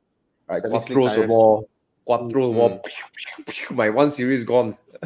All right. Okay, what are some other questions that we see? Oh yes, buy. Okay, quick one. Yes, buy. Same guy. Same guy. Did we miss a lot up there? There's a lot, man. Wow. Buy. If you can afford an LFA and you found it, buy, bro. It's gonna go up. The value is gonna go up for the LFA. All right, definitely going up. There are a lot of new questions. Why don't we answer the questions down there? My suggestion is that you're okay with it. Yeah. Because they are the ones I'm so far behind. Sorry. Yeah. Okay, come. Thomas, you highlight. Thomas, this is a question straight up your alley. Ayo. Okay. There's no better car. Okay. The 435i is more on the comfortable side. Okay. Yeah. It acts like a sports car, but has a lot of Grand Tourer kind of feeling. So it's the damping is in comparison to the M235i. So it's more the damping, and the engine has less torque than the M235i because it's not the exact same N55. So but the 4 Series offers more space, more comfort, better build quality inside. And it offers easier to drive because when the wheelbase is longer, it's not so snappy. The M235i is very snappy. It likes to snap. When it snaps at you. So depending on how crazy you want to be, or if you like to corner at illegal speeds or something like that, you go for the M235i. But not saying the 4 Series cannot do it. It's just that you will find it, if you drive the M235i, you find the 4 Series a bit lackluster. A bit lackluster. Actually, quite a lot lackluster. The 2 Series is very dirty. Just dive here and dive there. And You are what you call that? You like that dirty feeling. Yes. And I like the feeling where you're in the mid corner, you throttle too much, the back will snap at you. I like that feeling. I like the gila feel. So cool. But space wise, you'll be surprised. 2 Series quite big as well. You can fetch people behind. You can carry a lot of things in your boot. Very practical. The 2 Series have more rear space than an 8 Series. Just to put some context. Okay. Yeah. But there's no better car, cool. Depending on your driving level or your craziness level or what you want it for. The 4 Series on highways will be 5-6 times more comfortable than M235. Okay, that's my input. Actually, I agree with you. I agree. But I think either way, you get a 35i, you can't go wrong lah. The best answer cool. Go and try both the cars, then you know which one you like. Right? Okay. There's a lot of questions here. Okay. Do you recommend this current 308? Now this one probably more Tanas and Bobby and Cons territory. Bobby. Yeah, I've driven it. So I've always said, in terms of this segment, if you go for the 3008, the CX5, the Tiguan, you're never wrong lah. Huh? Yeah. They are all about the price point of 150, 160. I mean, for driving enjoyment. I mean, even if you go for the CRV is the largest car by far. Most practical. All right. Yeah. Practical, I would say. I mean, the Tiguan has 2 hidden seats at the back, right? Now the Tiguan seats, right? The Tiguan is a 5+2, 5 seats with 2 emergency seats, right? So the Tiguan would have the practicality things covered lah, right? So by all means, they did upgrade a lot of things, right? They changed the exterior, and the interior fit and finish improved. Oh, okay, yeah. The a lot of sharp points, they improve it. I don't know whether you remember or not, Con. I opened the center armrest and I mentioned about the molding line. Molding line is right in the middle within view, right? I remember that. Yeah. I think they changed. They saw my video, or they changed the molding line, so it's no longer so obvious there in the middle. Yeah. It's a bit better. I mean, larger infotainment screen and all that, but they removed the hidden compartment for the rear, below the rear floor mat, right? The rear floor mat, you open up, the hidden compartment is no longer there, but it is still available in the 5008. So there's a product differentiation there, and the 3008. Malaysians, we are more Asian. We are not familiar with the European what's that? 3 individual seat arrangement. So it's now a bench seat instead of a 3 individual seat arrangement. All right. So just some not a wrong choice. Okay. No, I wouldn't recommend this car. They are cheap lah, that's for sure. It's like you can get one for 50 something K can get really, but 50, with the F10, 59. I've seen them go for 59. Why don't, if you're looking for basically this is the F10 that people don't really want. Because it's an NA engine and it's heavier, so it's hard to lock heavy. The car around. This one, you really need to gun it one. You really need to gun it. Okay, I just checked the pricing. If it's 50, I would say not bad. I mean, given that the F10 for what it is, right?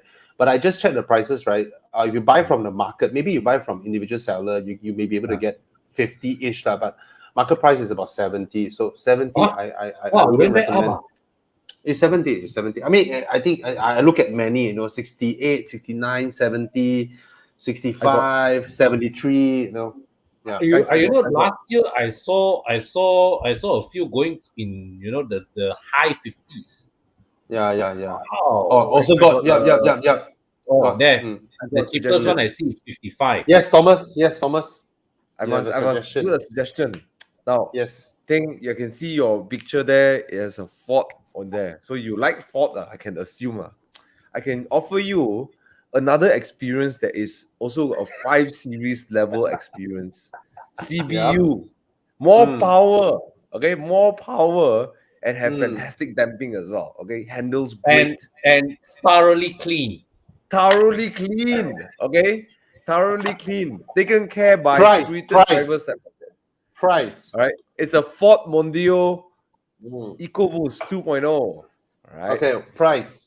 28,000. So how much? 28,000. 28,000 for a car that outsizes the F10 5 Series and outhandles an F10 5 Series. And will outrun an F523i.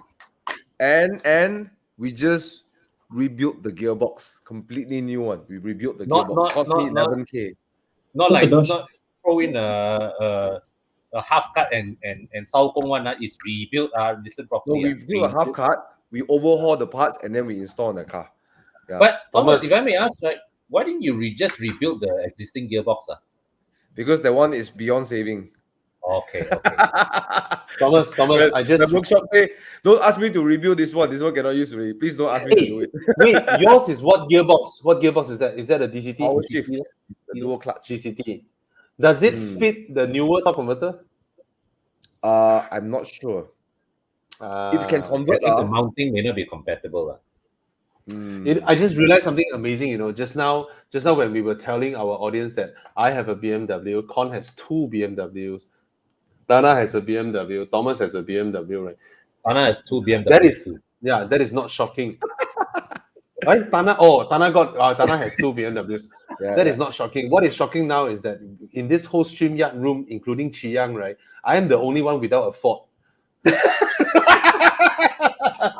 Well, I don't have a Ford. My dad's Ford, you know. Still, it's in your. You are the one selling it now, right? So, so it's like, hey, 28K. Damping is great, man. The way it handles the road. I found a way to drive the car. Interesting. You have to select the gear for the car sometimes. Right? In the traffic, right, you select gear 1 and you control the gear in the traffic, then you're fine. Yeah. Yes, Tana. There's something about brand. Sorry? I think there's something about brand because I mean we talk about the car itself, and there's something about certain brands which what it makes you feel. Bro, I'm trying to sell my dad's car, bro. Why are you so bad, are you? No, I'm talking about Ford. You're talking about Ford. Okay, Tana. I would say, right, if Ford still makes cars like the Ford that Roger has, yes, yeah, I will be on the floor, huh? But oh my God, that Ford Thunderbird it's amazing, What's amazing me is that let's talk about BM now, okay? So BMW pre 2005 or maybe pre 2000, what we call, were notorious. Some issues were there, but that fans of BMW, they stay on. They're like, no, I'm a BMW fan. They'll fight on. And now they are so reliable. The new BMWs are amazingly reliable, But there was a dark period of BMW. Same thing with Ford also. Ford, no matter what happens, what issue also, Ford guys are like die-hard Ford guys. They always Ford.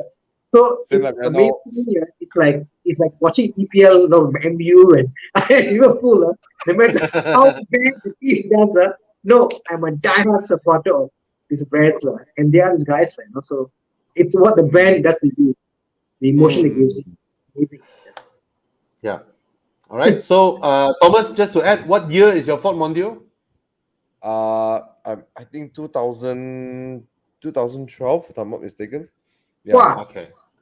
So you know that the value in the market is quite low, But I tell you what, when you drive the car, when you drive the car, you will feel that it's not a 30,000 ringgit car. It doesn't feel like a 30,000. Oh, it does not.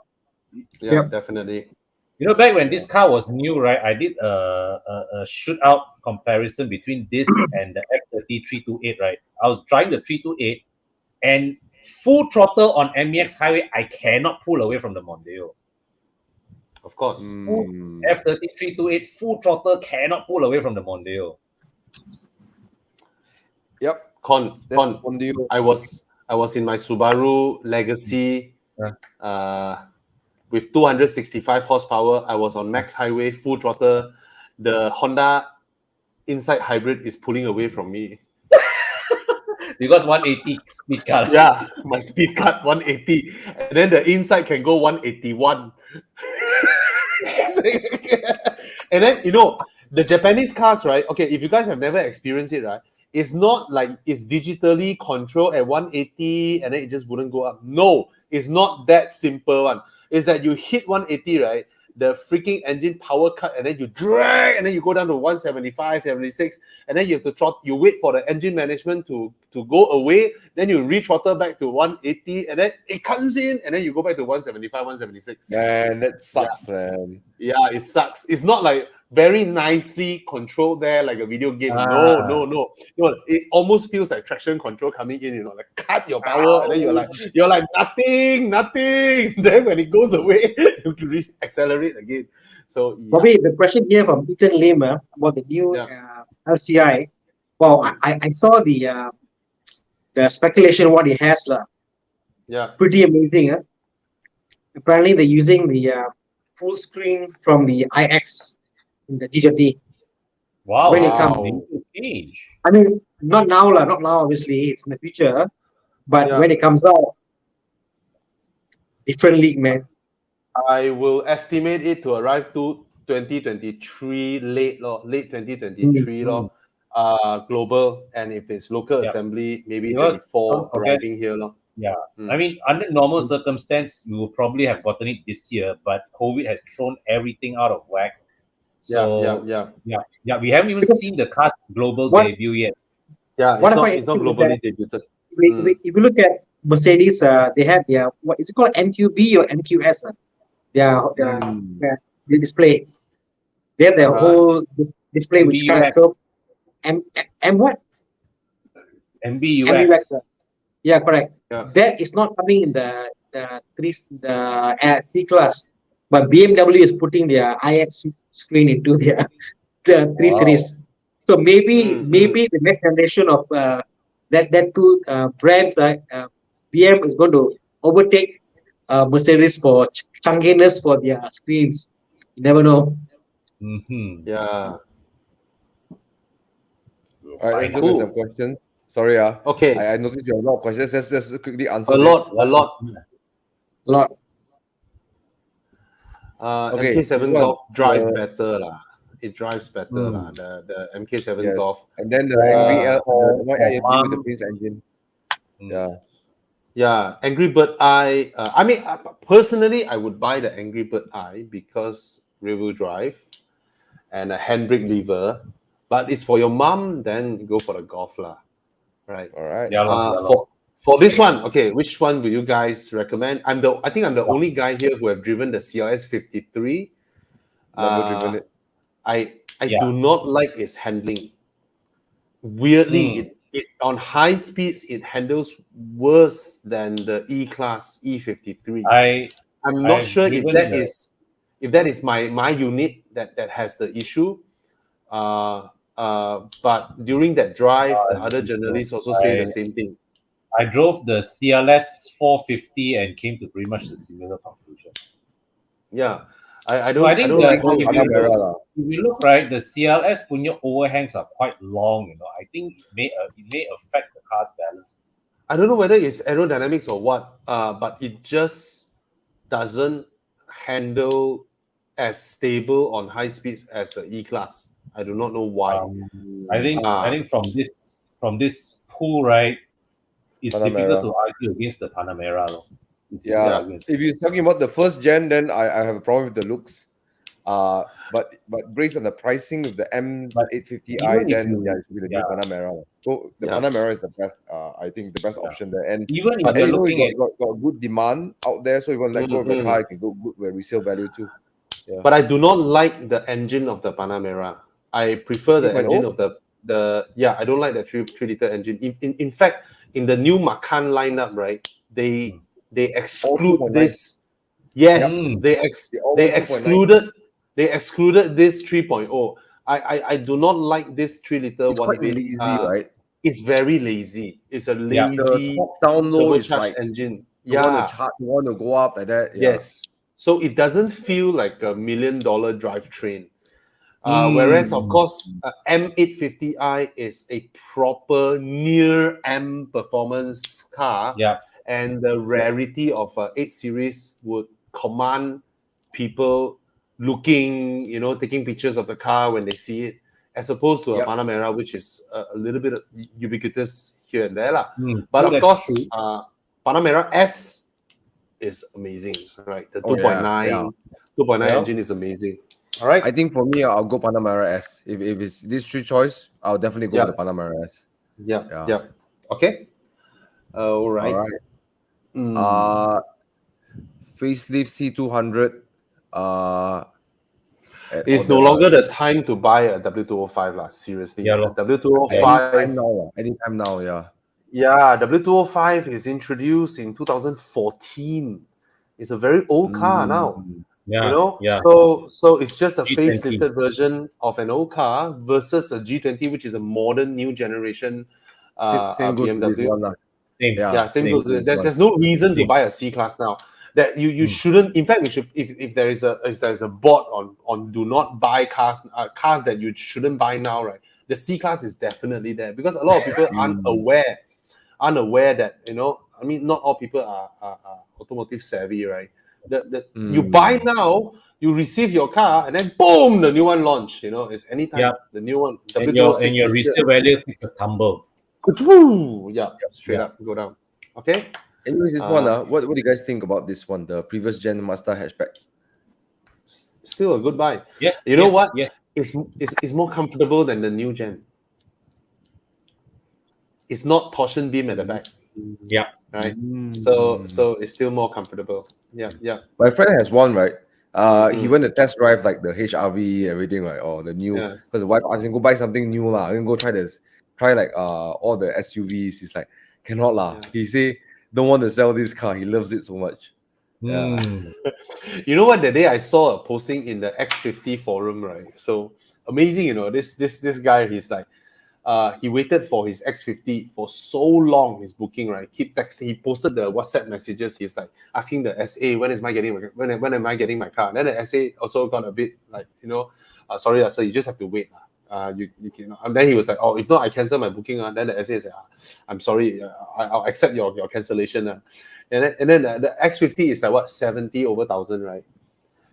Then he canceled the booking of the X50. He straight up paid.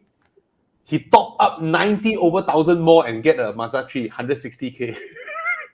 From 70 plus budget, straight went up to 160. Steven, right? His name is Steven, right? No, it's a Malay guy. I forgot his name. Because this is exactly what happened to my friend too. He lives in Old Klang Road. He's booking for X50. He's like, what the hell, damn long. Then he's like, you know what? Screw this. Suddenly he's like, guys, I bought a Mazda 3 hatchback. I'm like, what the heck? That's not even the same price range. Yeah, same from story. 70 to 160. Same story. My camera got reset. Yeah, same story. Cool. All right. Okay, this one, question. entry level. Yes. I've driven the A200 recently. I like the way the A200 drives better, but the 218i Grand Coupe gives you concierge service, gives you free service, gives you a more complete ownership experience. Okay, my only 2 cents is this. Both are entry levels, right? But the as much as I was a skeptic at first on the 2GC, right? When compared to the A200, the 2GC has a lot more things that makes an entry level car feel special. You know, frameless doors. You know, the whole profile. You know, the unique color choices. I tell you, you see an A200 sedan in silver color. Wow, that's like straight up Proton Saga, bro. Straight up Proton Saga, bro. Tana got to test drive both of this, right? I think the 2 Series, it speaks to a younger crowd. It's easier to drive. It is the interior is quite nice, beautiful. Exterior looks good. The ambient lighting speaks to a younger crowd. So I think it makes you special because it's unlike any other BMW. You know. Okay. So the interior, I can't argue with the A class. Interior, I can't argue with the A class. Okay, if you buy the A200, if you go for the A200, right, you get manual passenger seats. Oh. Manuel. I went because I was at the launch. I saw for the first time, right, a Mercedes door that was blank. Manual seats. Yeah. Wow. Remember when BMW came up with the 316i F30 316i, Yeah. and Mercedes want to counter that. Mercedes launched a W205 with manual seats and halogen bulb. Remember that? Oh no, 204. No, that is a 204. 204. Halogen reflector headlamp, some more the C180. The 205 C180 was a more decent car. It was a more respectable car. I thought it's a manual seat. No, that one power seat. Power seats are. Manual seat is the W204. Probably halogen lights are. So how did the market react to that? Well, I call it the UNICEF spec. Most of them went for the seat. UNICEF. 204. Gary also. Sorry. Wait, wrestling. Premium car, you cannot put manual seats, provided it's a sports version. This one, just the engine, Prince engine. So, like to eat oil and be careful with the turbo sensors. Yeah, that's it. Yep. All right. Oh, Chi Yang pulling an Internet Explorer moment. Oh, wow. Finish the conversation. Suddenly, the W204 turns up. Okay, just a joke, Chi Yang. Okay. Everyone, the GD3 video is coming out soon. I'm launching the Taycan video tomorrow, and then GD3. I've been traveling a lot, so I haven't got time to edit. So I'm back on the editing. So soon. Thomas, we sold your car. Ting Tiang Wan. Okay, you send you send a message to Horizon page. Yeah, please come to Horizon. Actually, guys, when you watch the live, right, please come to Horizon's Facebook so that you can PM us, you can leave your comment, we can click your name and PM you back and things like that. Or it's easier to chat with us. Yeah. The car is currently at Evo Club Car Wash in Sungai Besi. You can go and view it right there. Oh, come and take a look. You're more than welcome to come and take a look. So yeah. Con, can find Evo Club Car Wash on Google Maps? Yes, you can. Chiang that day was very kind to help me put it on Google Maps. You didn't ask Chiang who asked him to put one, bro. I know you asked. I know it must be you already. Okay. I found this. Okay. 640 GC or Arteon R line replace Passat V8 1.8. Even from your Passat to 640 GC, right?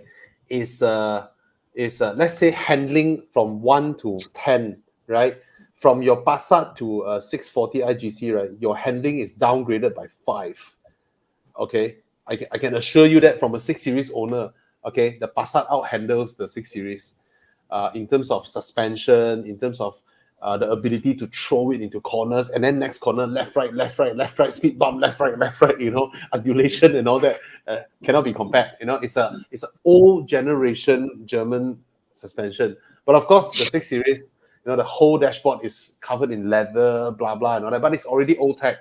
So if you want a car that physically looks special, some people like cars like the 2-door W126, they like cars that like a Ford Thunderbird, this kind of car that has in times to come, it has a historical collectible status, right? If you want to own a car for a very long time, then the 6 Series GC may make sense. If not, right, in every comparable metric, it cannot match up to even the Passat, let alone the Arteon.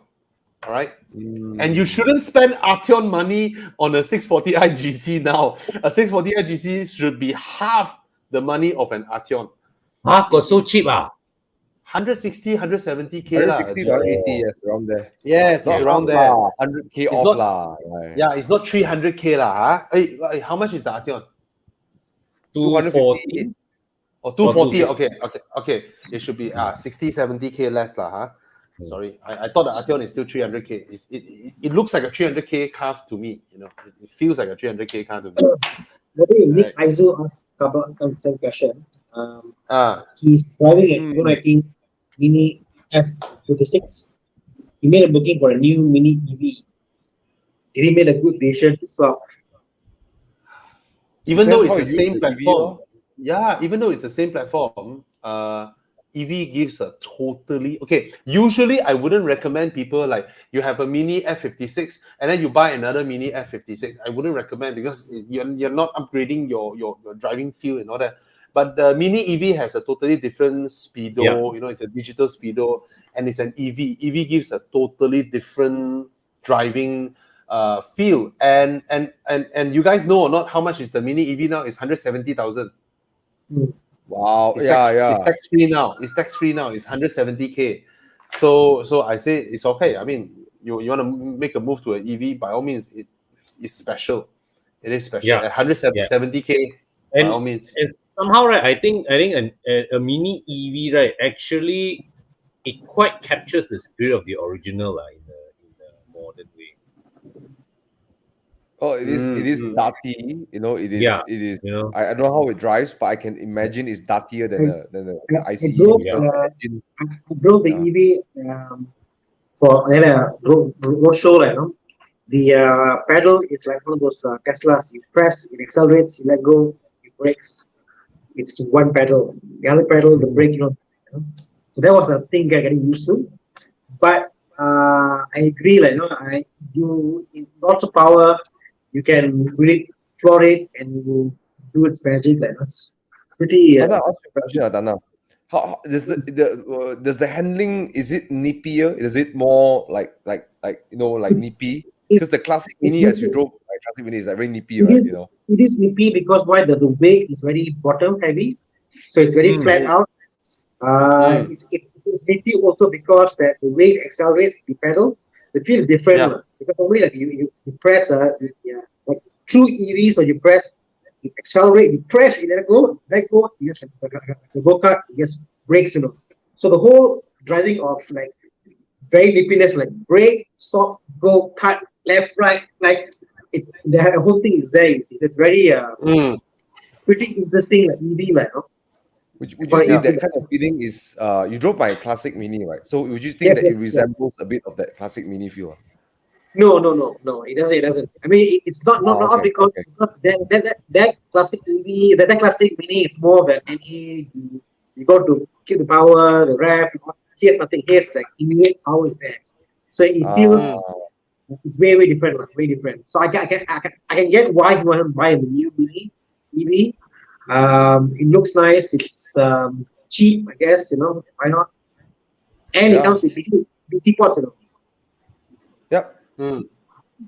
Great deal, man. And as long as you can charge your car and make sure that you don't drive outside the range.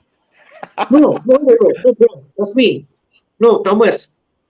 The thing is this: if you buy a new EV with DC points, with DC charging points, you're talking about going on the highway, stop at BP for 20 minutes, you're already at about 50% charge. That's how good.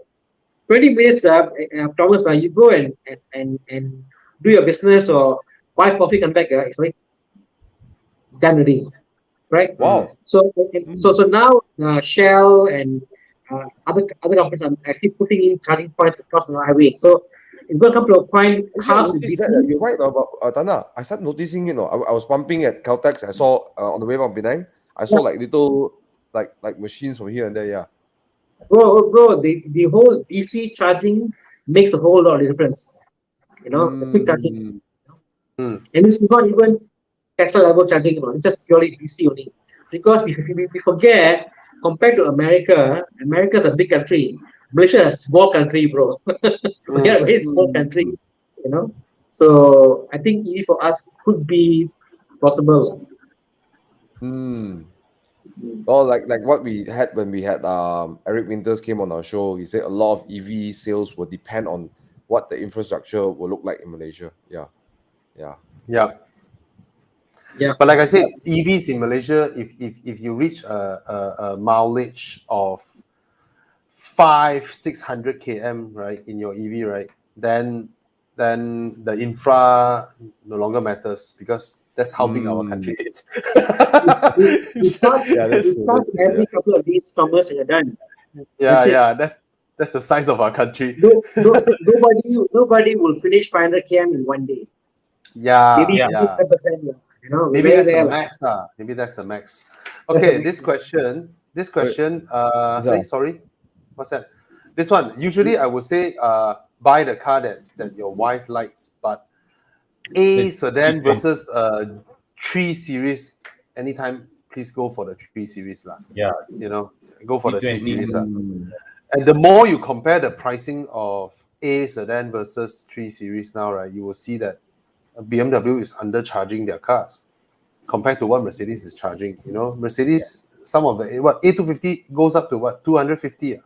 Yeah, thereabouts. Yeah. Oh, they're charging higher than, For a G20. G20i. Yeah, it's a different segment altogether. So get the 3 Series now. Get the 3 Series. All right. Okay. Which one was it that you guys are highlighting just now? There's another one that was highlighted on.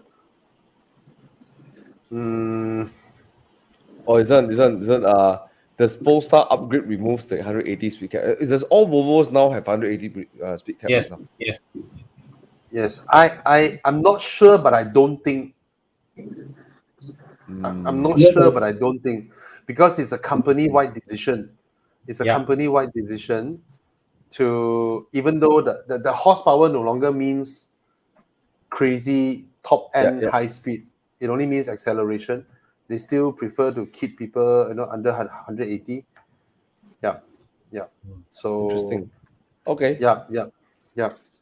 So now the latest XC60, the latest XC90 and stuff, they cannot go above 180 lah. Even It's the funny, Bobby, V60, 60. Yeah. Yes, when Nana. you get, I don't want to knock down people who are certain car buyers, like, no? Certain car buyers will ask me, wow, this car is nice, how fast can it go? People see your car, they're like, so for them to measure or see how fast can it go? I'm like, my car can go as fast as your car. Like, that's about it. It's a limit. Most cars can go faster than you can drive them safely. Right. Yeah. It's, speed is not relevant anymore. Do you notice that only the below 25-year-olds are indulgent in exploring how high above 200 their cars can go? Or the below 30-year-olds? Below, 30s lah. I still 30s. Right. Below 30s. I mean, the mature car buying crowd, right? They don't care. I mean, like, even when we come down from Kara, right? How often we touch 180? Actually, 200 on my balls start to shrink already. Really shrink. I don't care what car I drive. 200 my balls shrink. Provided it's accidental lah, like the Golf R lah. When I drove the Golf R, it's like, my God, I don't pay attention for a while. 260. Huh? Yahweh, the Golf R, man. But also, Bobby, I think that is, I feel cheated sometimes when I drive, like in my Audi 240, and then you drive, let's say the Porsche at 180 or 200 or 180, okay? At 240, you feel like, okay, going fast, that's it. But there's no, it doesn't make you feel scared, nothing, because so comfortable. So you almost feel you're cheated of the experience, you're cheated of the exhilaration, Yeah. You know what I mean? So it's nice to drive at certain speed and get feel the speed, and it's, you feel nice about it at safe speeds, like, so yeah. Yep. Some cars are too good, also no good. But I'm sure someone somewhere will come up with a software to remove it, huh? Okay. Definitely. That's a good one. Anyways, Hyundai Palisade or Mazda CX-6, the large size, but Palisade is way bigger, right? CX-9 for me. They are about the same size, and the CX-9 has is a 7-seater. The CX-9 is a 7-seater. The third row is even though tighter than an XC90, but adults can fit. Unlike those like the 5008 or Tiguan, the third row adults can actually sit in, albeit not super comfortable. But I still say the CX-9 has a higher quality cabin than the than the Palisade. Okay, yeah, the Right. Palisade is huge. It's a huge car, but American given size the SUV. yeah, given the pricing, it's actually the CX-9 size. It's the CX-9 Oh, size. okay. Yeah, and I will go with the CX-9. Same. Thomas, Yeah. your guy earlier was looking at the module from Penang. From Penang. Hmm. Thank you. Oh. Okay, we do you PM Horizon Facebook, and then we'll set up a call tomorrow. I'll walk you around the car with like we do the ingress style. We use the FaceTime to walk around the car. And then to describe the driving experience to you. Okay. Shall we do a StreamYard call, multiple angles, commentator? No lah. This is a single call, right? Simple call. Yeah. Okay. Cool. Let's see. There's still a few. This one, this is a quick one. What do you think is importing cars or auto trader? Okay. This one. Quick question. Just let you know. This is my opinion. Get a reputable experienced importer. There's a lot of things in between, a lot of nuances. Finding the right car, because you need to have someone over there to check for you too. So I highly recommend you talk to someone who's experienced. Speaking to Dave from Bespoke, but also speaking to Chu Yang from Drop the Top Penang Cafe, right? Abadi Motors. So I recommend that if any one of you want to import cars, you need to speak to these guys in advance, and they can give you a more accurate expectation what to expect with. Because it's not as straightforward as buying a car in Malaysia. It's very complicated. Yeah. And unless it is a rare collectible, right? It's best to buy a car that that that is already here, that you can see in the flesh. So, for example, Thomas want to bring in an Alfa Romeo 4C Spider, then need to talk to one of these specialists. Yeah. So the options that you have, like you see, there's a famous one, on TikTok or Facebook, right? D Concept in Setia Alam, right? Their way of doing is you go to Auto Trader, you select whatever car, you send them the link. If you pay them the money, they will help you process the whole thing here. If you need them to pay upfront, they will mark up 8% from the cost of the car. If you pay yourself, they will only mark up 3%. So that's their business model. So they will take in whatever. You want a car that has went through a minor crash, you still want to take it, they will take it in for you. So that's their way of doing it. They don't hold any responsibility. Okay, I don't mean they are irresponsible. I don't mean they are irresponsible. What I mean is that you select whichever car, they help you do it. That's it. They're like a forwarder. Yeah. Then there's like Chu Yang, Penang, Abadi Motors Penang. What they do is that they only recommend to source cars from official pre-owned in UK. So be it their Porsches or their Mercedes or whatnot, right? They buy from official pre-owned in UK. That's the first thing. Second thing is they will advise you against the car that you choose yourself. You think it's nice on Auto Trader, you see the color that you like and all that, right? But their people is very experienced in terms of specifications in UK. So they will actually advise you that, this model in UK, right, doesn't have this. I found you another one that has this. And in terms of mileage, what's the pricing? They will actually do a competitive market analysis for you to advise you which one to bring in. So that's a more, I think, a better method in a way. Yeah. And in the word you ask, Stan's asking, is it safe? Then the second option has you have that safety net lah. Someone is holding your hands through the whole process and giving you advice around there lah. So it depends on who you talk to. So if you want safety, then that would be better choice lah. The first one is more you choose, you call team yourself lah, right? Yeah. But of course, there's a premium to it also lah, right? Okay. This one I would say go ahead and buy it. Yeah, go ahead, because it's the facelift. If it is a pre-facelift, then I wouldn't recommend for it. The Mazdas, right? They cannot be judged by their spec sheet. It's what is great about Mazdas is the refinement, how they put everything together. that's something you have to give Mazda the time to actually appreciate. Don't judge it from the spec sheet. 88 feels so easy to drive, right? All right. Oh, this one, Con. What would be your recommendation? Oh, yo. Diesel or petrol? I would go diesel. Diesel. Considering it's a big, it's a mid-size to big SUV, Yeah. definitely diesel. To me, Mazda diesel I will buy. No smell, no ridiculous rattle, no diesel engine sound. It feels like a petrol. It feels like a cocky petrol engine. Yeah, it feels like a petrol. Right? Just that you need to find Euro 5. All Euro 5 now, right? Is it? All diesels Euro 5? Well, the number of stations are growing. Let's put it that way. Okay. Yeah. Okay. It's not impossible to find one anymore. It's easy to find. Who yo? Mark Francis? Serious Oh, question. Velar. Velar, I like the design, but sometimes some angles look at it, it's like,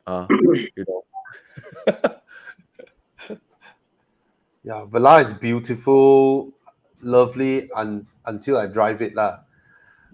There's no like what just now what you said about Mazda's refinement. I actually wanted to add is the drivetrain refinement.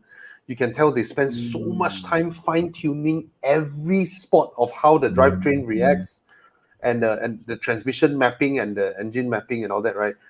I find the modern Land Rovers in terms of mapping, they're pretty poor at that. They didn't spend enough time on doing their homework, in terms of matching the gear and the engine properly. Yeah. So I didn't answer him. Okay my opinion, if you want, there's only two cars I'm seeing here. You want the sporty one, you go for Macan. You want the comfortable cruiser, XC60 lah. Yeah. But that's the electric. You go iX3 electric go iX3 lah. Yeah. I know Mark and I know what he wants lah. He wants a Macan. He wants someone to tell him to buy a Macan lah. So. Then you just buy a Macan lah. That's it. Done. Thank you, Tana. Very good. He just wants to buy a Macan. That's about it. Yeah. All right, there's one question over here. We're going to skip up in front over here. Then we come back to a few more questions. So he's saying his first new car. I like to answer this question because it's new car. First car, okay? All right. F30 330i or Golf Mach 7.5 GTI or Mazda 3 liftback. The latest one. Wow. First car. All are good options. Cool factor, the F30 more cool BMW 宝马. Are you sure? Actually, the 330 is the one. Oh no, but it's a 330i. That's the LCI, right? That's the LCI. LCI. Yeah, if you found the LCI, go for it lah. Yeah, especially LCI 330. 330i. And it's already after warranty. You can immediately look for Tana and then 300 There's probably about 2 or 3 for sale. That's about it. Very few for sale, Yeah. So the owners who want to sell it. LCI 320i or 330i, right? These cars will hold their value a bit better because they are. This is the B48 engine, right? Yes. Yeah, the new engine. So go for the F30. I would say, but of course it's after warranty, fun, right? The F30 probably has the rear wheel drive, and that gives you that little bit more. I mean, I'm sure. And the most important thing, Thomas, in the LCI, right? The suspension actually match up to the type of suspension like the Golf has, the Golf MK7 has. Like super nice magic carpet suspension. Really nice. If it is the 328i, right, the pre-facing, right? Wow, that one actually, boom, boom, boom, boom. Yeah. So okay, I'm gonna give one more angle to this one. You buy the BMW. If you're probably it's cool, you buy Golf. My dad always say, Golf GTIs, you look at 百家仔, Your dad seems to have a lot of comments on Bai Ka Zai here. A lot of cars also he attached to Bai Ka Zai one. Guys, yes. you both forgot Tana doesn't speak Cantonese, right? Bai Ka Zai, how do you explain Bai Ka Zai? Bai Ka Zai means useless son lah. Spoiled rich kid. Spoiled rich kid. Yeah, spoiled rich kid. And then Mazda 3 liftback is the I'm special, like do what I want, I buy Mazda because To me, this whatever said and done, you get into a BMW, the F30, even the F30, there is the German environment. It's more there than even the Golf. The Golf, end of the day, you can still feel it's a VW, So yeah. Yeah, still a BMW lah, Tana. Yeah. But I think, Jordan, you want to bury the hatchet? I asked this question to Nas. Okay, if let's assume this is theoretical question. Assume today the F30 was never invented. Assume for a while, F30 was never invented, and then today they launched two cars from BMW, the F30 and the G30. Same time they launched. Okay, and you drive both car, and both cars got the same model feature, whatever. Which car would you think looks better? Which car would you prefer? And after all these years, you think like, you have to think about it, assuming they're all the same tech inside, whatever, So that's how far I think the F30 was in terms of making it modern, So it's a modern car back then, and even today, like, you know what? There's something about it, So. Yep. But I want to add one more thing for Jordan before I forget. I really want to add something to him. Since it's the first time buying a car, this is technique that my sales guy who sell me the Spider, he did very well. It's called bury the hatchet. Okay, what does it mean? It means that you may want the F30 330i, go and look at the Golf 7.5 and the Mazda 3 to make sure that actually I like the 330i. If the worst thing is actually I didn't like the car, so I know what I want, right? So you bury the hatchet. So when you buy the car, you're like, okay, I know this is what I like. So don't just listen to us, especially your first time buyer. Go and test the car, try it. Even though you know what you want, just go and check this other two, just to make sure that I'm truly committed to it. Yeah. Right. But the funny thing is, the 3 Series is amongst the 3 choices, right? It would be seen as the least car guy car. Yeah. Yeah, out of the 3. That was the first thing that crossed my mind also when I saw it. Yeah, it is the least car guy car. Means that there's a higher chance of you parking your car next to another F30 where auntie going to Pasar is driving and she couldn't care less whether it's front wheel drive or rear wheel drive. And then 330i is the best. Only the 330i is it can be a 328, whatever, right? Yeah. Okay, cool. High mileage count. The important question is the maintenance record. Yes. But I think high mileage, in terms of numbers, to me, is like anything above 30K per year, I would avoid. Just general rule of thumb, no matter how well the car is serving and stuff, anything above 30K per year, I would avoid the car. Yeah, I would second that. Yeah. Okay. For me, it's not an outright no. It's not outright no, but I place it in a very, very a lot of like scrutiny area, like 30K a year. Yeah. Okay. Rather check everything properly if you really want to buy the car. Yeah. I would say this a car that is about 90,000 km might cost you more to maintain in the foreseeable next 2 years versus a car that is in its 130,000, 140,000 mileage, because a lot of things were designed to last only 100,000. So like I moved in my house about 6 years ago, and recently my TV spoiled, my Electrolux hood spoiled, one of my aircon, and then my washing machine and my heater all goes out within the period of a few months, because these things only last that long. all right, and they all go at the same time. So your steering rack, your water pump, your alternator, your all these things were designed to last 100,000 km. So if your car is about 90-ish, you can expect them to come soon. The replacement is gonna come soon. It's gonna cost you a lot over the next 2-3 years. A car that is about 120, 130k mileage, right? The owner might have already got this done. All right. Yeah. So you look at it, you look at it that way. But of course, you need to check the service records. You need to check the service records. It will also be the other way, Bobby. You buy a 130,000 car, the guy haven't do anything yet.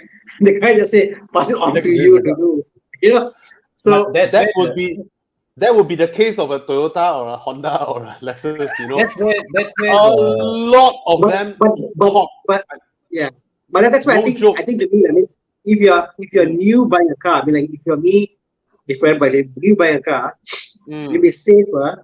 Cars that just finished warranty, just like really, you buy a car like this year, last year, buy on warranty, buy that, everything is claimed, you're very safe. Cars that meet the 20-30k per year mileage, very safe. Cars that what you call that are 2015-16 onwards, very safe. Because newer engines are very reliable. The older ones, they were trial error and all this stuff. You see, the thing is that, right, it's also mileage is actually not a very reliable way to measure wear and tear. Because if that car has been used for a school run, it's been sitting at the school while the mother or the father is waiting for the kids to come out, right? Every day the car is sitting there idling for 15 minutes, half an hour, or a chauffeur-driven car, the But the Lexus has some point con. See here, like newer engines, very rarely you have engine failures. What you're more often see new cars are tie rod, suspension, things to do with the seats, the electronics. You know what I mean? So for newer cars, the engines are quite robust. They service, no matter what's done, get service. When they say service at 10,000 km, doesn't mean it's 10,000 km. No, because the lubricant can last 20,000 km. But in Malaysia, for example, I'll give you an example. BMW abroad, the service interval is, I think, way higher. 25,000, I think, if I remember correctly. Exactly. Malaysia is lower. Correct? Why is that? It's just the way it is, because they know how we drive, the condition, the weather and stuff. So Malaysian service signals are actually way more prudent compared to overseas. So to me, it's, the engines today are so much more reliable than before. So not even concerned.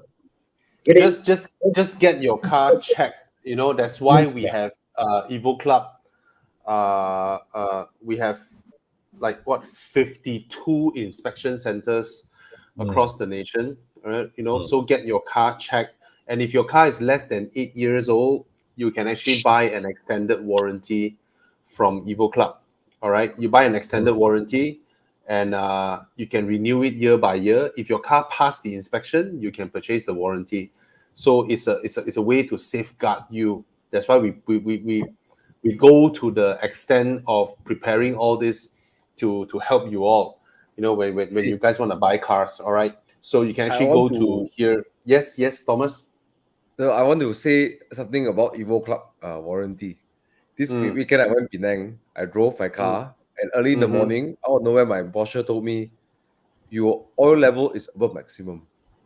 And then right. So I drove, and then of course the guys who drove me, they were all very scared because they're like, "Oh my god, what happened to your car?" I said, in my mind, it's like, "Don't worry, I got warranty." In my mind, it's like, "I got warranty, never mind one." Just maybe delay my trip back from Penang, but I resetted the oil filter level, and everything okay lah. Yeah, I see. But long story short, the warranty gives you that peace of mind. It's like, never mind lah. Warranty can claim parts one. You just enjoy your journey. You don't have to sweat it out. Of course, I was a bit concerned, but you know what? I say, can no problem lah. Worst case scenario, I just stay one extra night in Penang, and then take it to the workshop, one of the trusted workshops. Yeah. All right. So I also bought my extended warranty on my RS6 when I got the car, and just like 2 months after I got my warranty, my O2 sensor gone, and yeah, they replaced it, and they couldn't find a used one, because I mean they got me a new one, and then just replace it. So Nice. that was all right, you know. Yep. So that is extended warranty. So this extended warranty is for cars that your official warranty died, and you have no way to purchase an extension. I know that now, I don't know, Volvo or BMW or Mercedes, now they have extension. I mean, if there's extension, if the price is reasonable, then go ahead. But if the price is crazy, then you may actually come to us and look at it. Ours, actually, your car can go up to 8 years. All right. So yeah, 52 inspection centers, and upon getting your warranty, there are 82 service centers to cover you. That means wherever you are, you know, Kelantan or Pahang or whatever, right? You can look through the list, and you can go to one of the 82. Yeah. All right. Okay. There's I think a few more last questions. There's one. Let's change the pace a bit. Then we go and do 2 more questions. Then that's it. So this guy is asking about D-Max, Hilux, and then the other guy here, Lance, asking about best pickup trucks. Why don't we? This is not really my territory. So maybe we can have Tana's territory. Tana territory.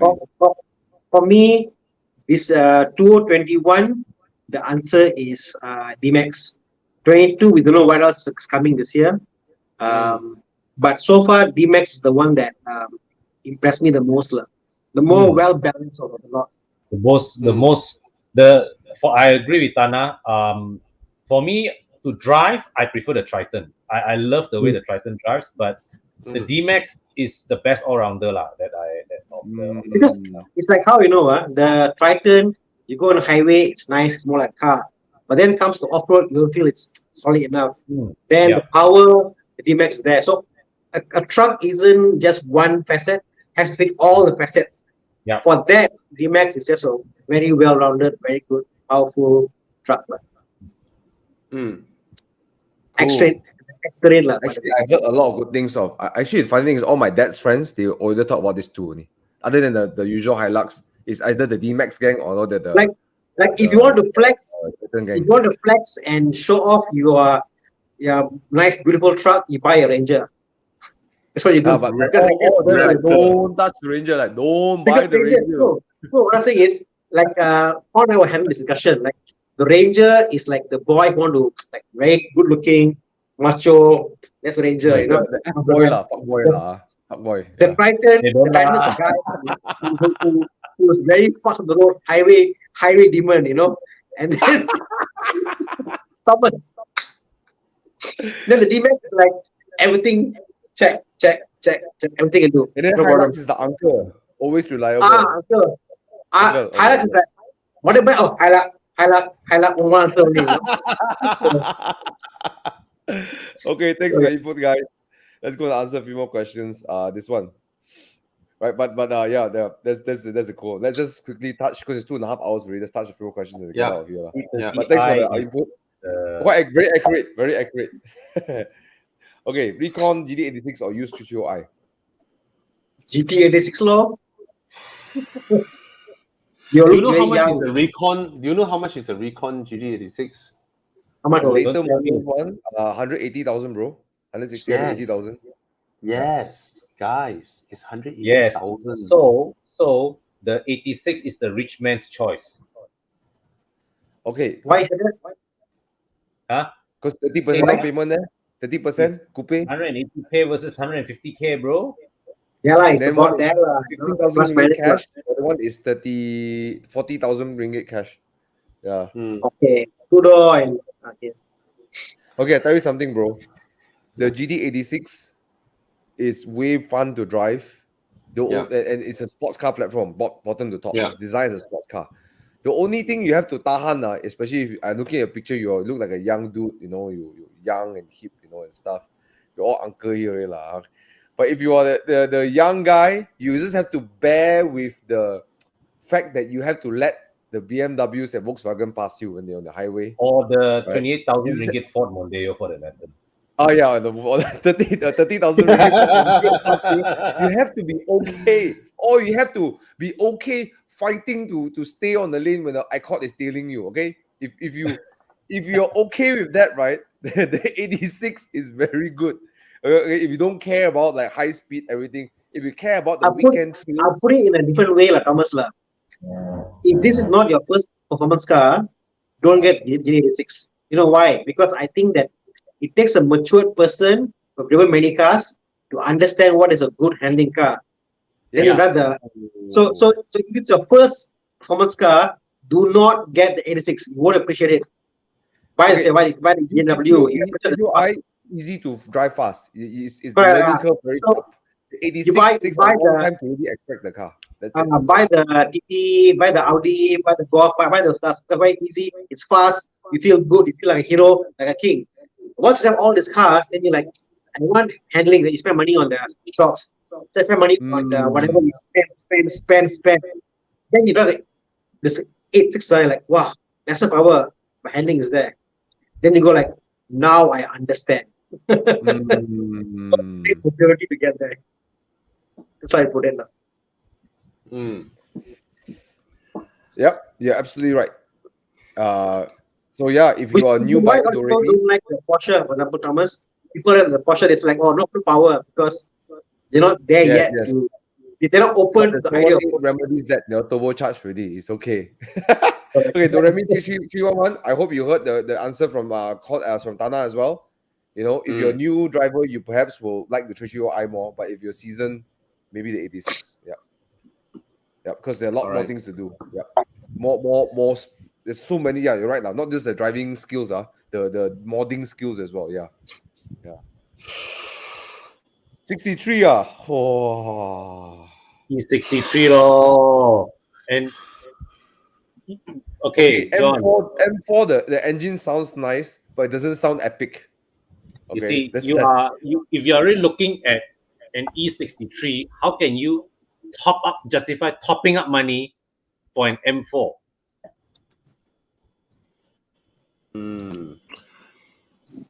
But Size different thing not lah, right? One is a brute, you know, you But he has enjoy an the M4 is a precision instrument lah. It's a more precision. yeah. So the thing is, I mean, you already have an X5, a big car. This is another big car with a really big engine, and then the brrr. So how long can you enjoy your brrr, you know? That's it. You know, it's really up the to one, the how. bottom one. I mean, really, it's damn cool to see a car guy turn up in a E63 5.5 V8, even though it's not the naturally aspirated 6.2 lah. You know, this is 5.5 turbo, really big engine. You know, brrr, and all that is for silly times. You know, laughing, fun, and and that's about it. That's about it. It's not a 4.8 turbo Panamera in any way, right? A 4.8 turbo Panamera will give you the kind of driving enjoyment. And I don't know whether are you the types that will pull a long, smoky slide in your E-Class. You're not, right? So up. Yeah. You want to have fun, go for it. But the moment you buy this car, when you want to sell, you really have to wait. Very few people. That's true. The M4 will be much easier to dispose when you know. Easy to go in, enjoy the car, and then go out of it. You know, it's much easier for this process to happen in an M4 versus E63 AMG. Provided you're telling me that you are, you have a lot of cars. You know, you're like, oh, Bobby, I've had my Lamborghinis, I have my Ferrari. You know, I need something stupid. I'm prepared to just throw 300K at it. I would ask you to buy the E63 straight away to do something silly. You know. Yeah. If it's your two cars, an X5, I want another. I'm not sure. If you're ready to, you can't beat the E63 for epicness, lah. Though that's yes, it's epic. No doubt, it's epic. You know, but how long would it last? How long would that magic last? Yes, but a W204 6.2 is epical. You know, it's like, I remember we spoke had one downstairs, right? When we start the engine, Yes. man, my God, it's crazy. yes. Anyways, this, everyone is saying, guys, thank you so much for saying that. Also, thanks for tuning in. We appreciate you guys tuning in too. And Wilson says, Standard Way are great hunters. Yes. Right. Okay. Doremi is saying, okay, then we go back one last question. 200 horsepower enough. For me, is enough. For me, enough. You will corner at the way to enjoy the 86, you corner at illegal speeds. Nice. So there's something about, like, for example, you drive a Mazda 3. You can go to the maximum speed or maximum rev and enjoy the car, versus you get into a BMW, you rev the car, you get scared. Well, where am I going to go? The limits, whatever. So there's something about being there, like being in that. Yeah. You get to ring the engine at the, So with the nice. 86. Yeah, you won't feel like you're gonna die if you do it. That's what I like about the 86. This guy asked question the whole day already. I can see. Yeah, man. M340i. Okay, I think Bobby. this was asked last week already, lah. Yes, but not by this guy. So this guy's asking. He's been asking since the beginning of the show. M340i So all day long. I really respect him for asking. So that's Bobby. And Your take. last You week, know my take. And why? Hey, what happened? Okay. Yeah, this one. Bobby.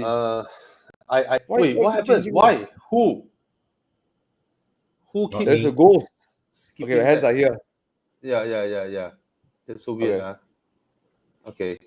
What you want me to answer? And why lah? So a lot of people, I believe a lot of younger people around reaching 30 years old and they make some money. These are the two choices they always think about. I've seen a couple of my friends ask that question in my circle last 2 years. Yeah. Recently, my Taman got two CLA 45s. Wow. One is bright yellow and one is gray, and I have to say they look really good. And having driven the A45, it's crazier than M340i. I have to say this. It's crazier. It pulls crazier. It's smaller. It's the M340i feels like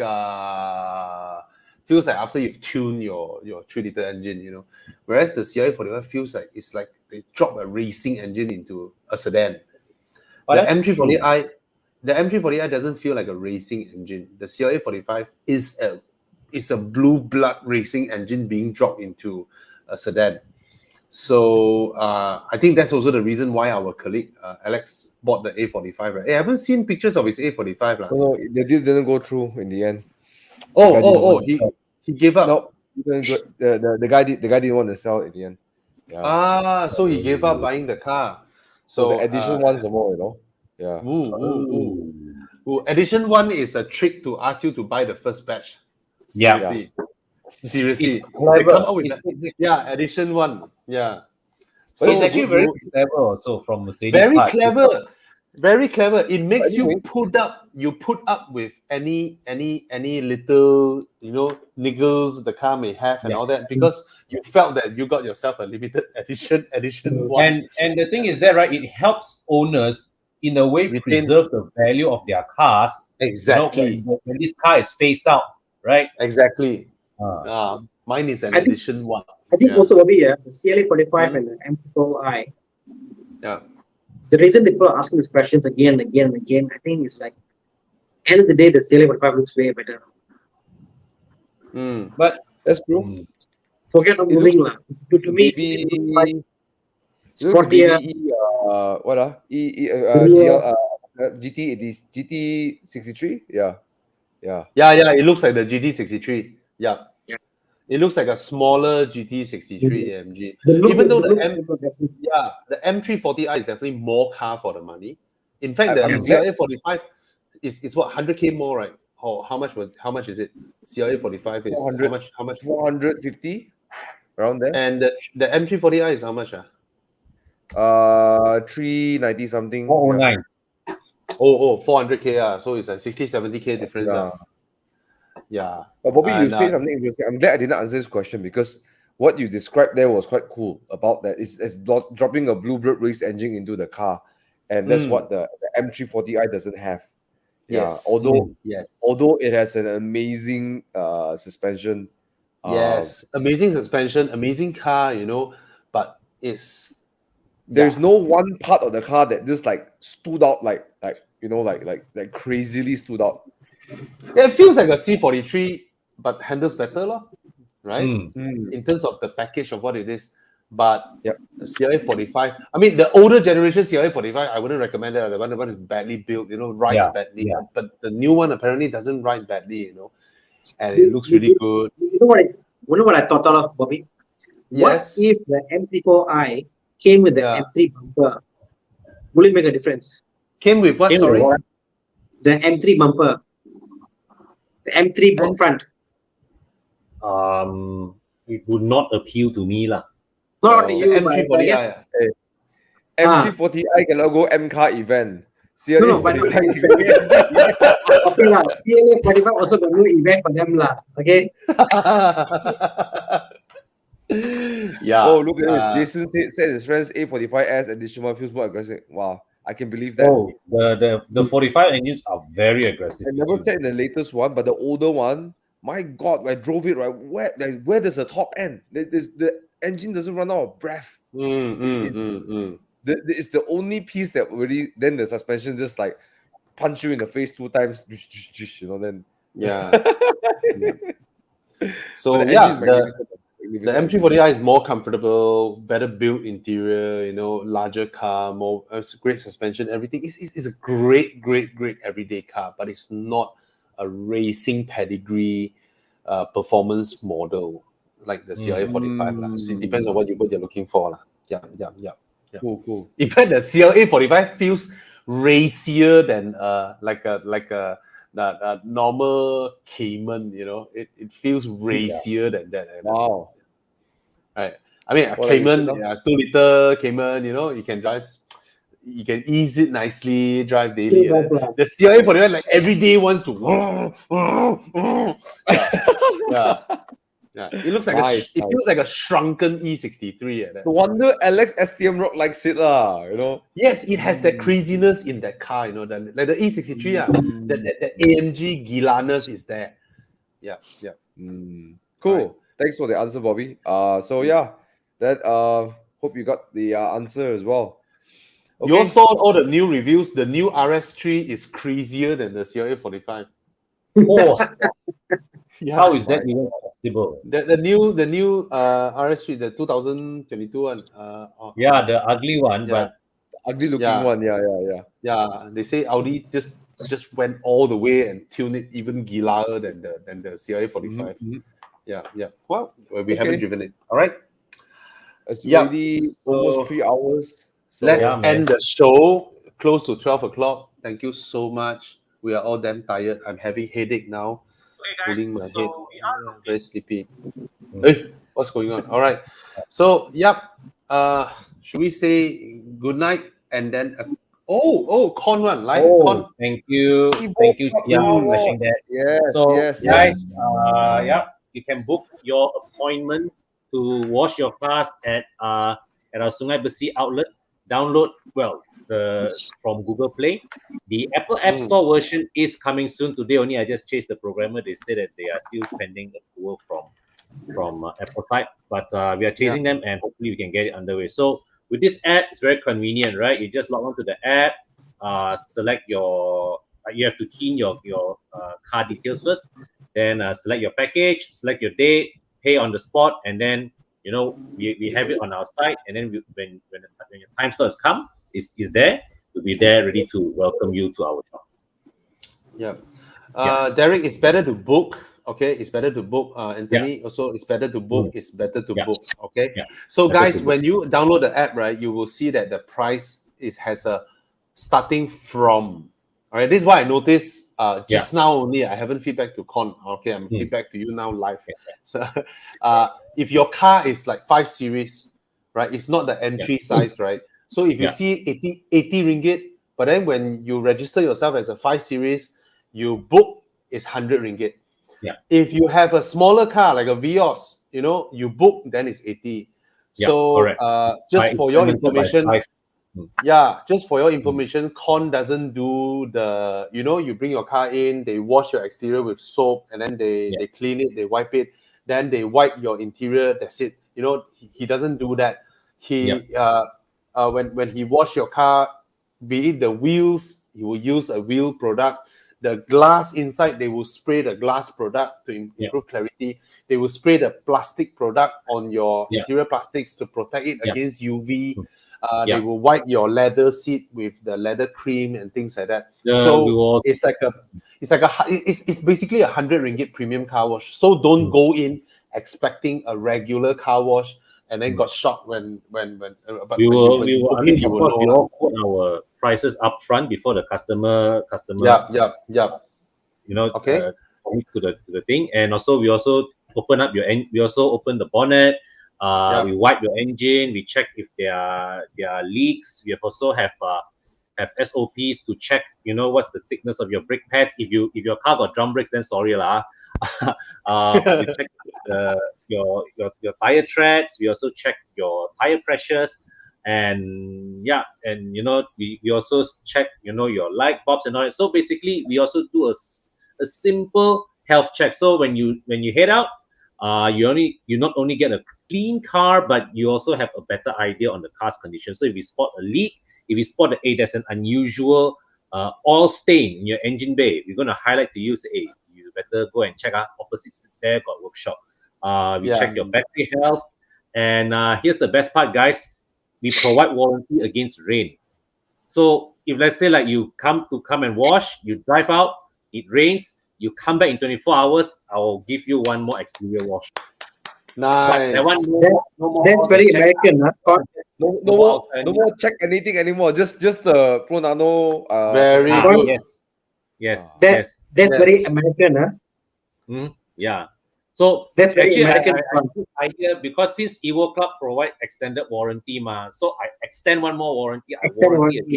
Very good, because this is the worst thing that will bound to happen to anyone who wash their car. Just done, drive out, rain. You know. In fact, I'm still in, because right now our operations are still new. It's still a lot of R&D mode. I'm actually thinking of doing a rainy day package. You know, maybe something that is rainy season, right? Rainy season, okay lah, fine. Your exterior will be dirty, but you if I clean your interior, the rain outside doesn't touch out your interior. So I'm thinking of something to cater for that. I want to add this one thing to for the audience as well. Do you know that interiors even though it's 1 year old car or 1.5 year old car, I've cleaned a lot of interiors. It's disgusting. Okay, it's disgusting. This is something that I learned. I really learned about the car. You touch something else. You touch the steering wheel. You're full of bacteria. Then you touch your kids. You touch your wife, or you dig your nose and then you put it in your mouth. Whatever, right? I don't know what you do in your car, right? But the point I'm saying is that it's disgusting. I was saying that if you don't have the patience to clean your car like I do, get someone who do it thoroughly, because your car is a cesspool of bacteria. I clean my steering wheels once a month. I cannot tahan. I need to. You know, it's amazing, right? How even with a normal vacuum cleaner, right? The amount of nonsense that you pull out of people's car. It's amazing. It's all dead skin, bro. It's dead skin. Yeah. It's amazing. Okay, so if the normal car wash, they will just wipe with a cloth. It doesn't do the work, guys. It needs to be clean. So I seen how Con done the work on the Mondeo. My Mondeo is disgusting. It's filthy.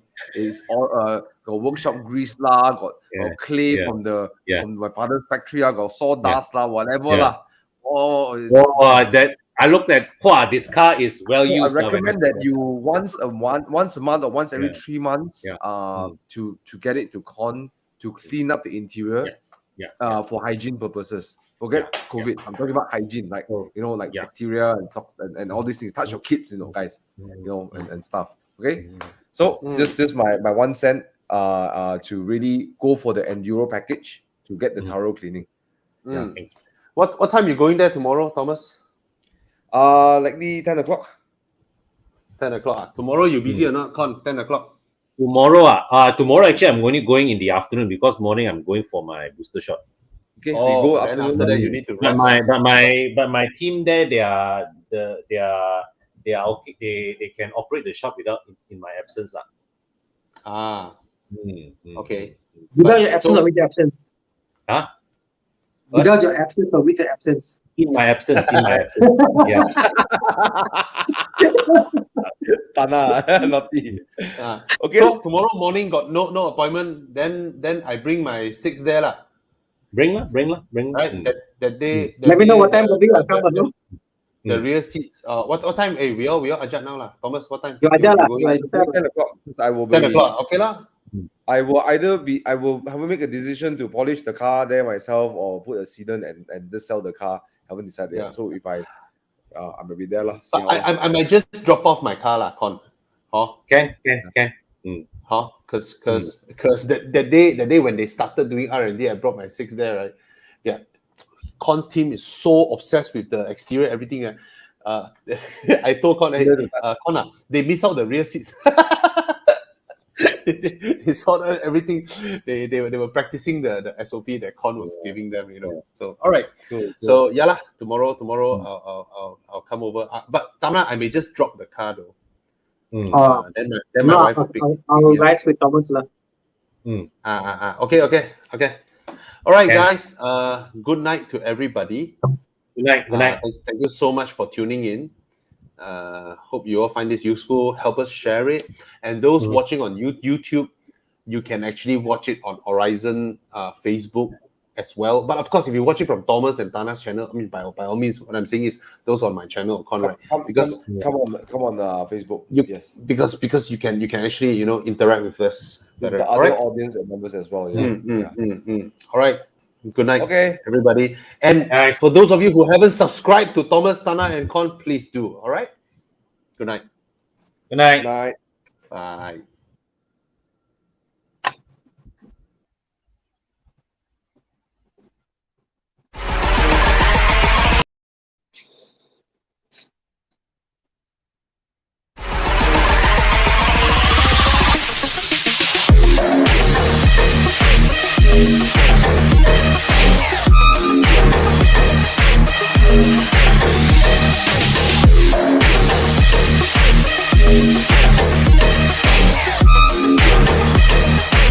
We'll be right back.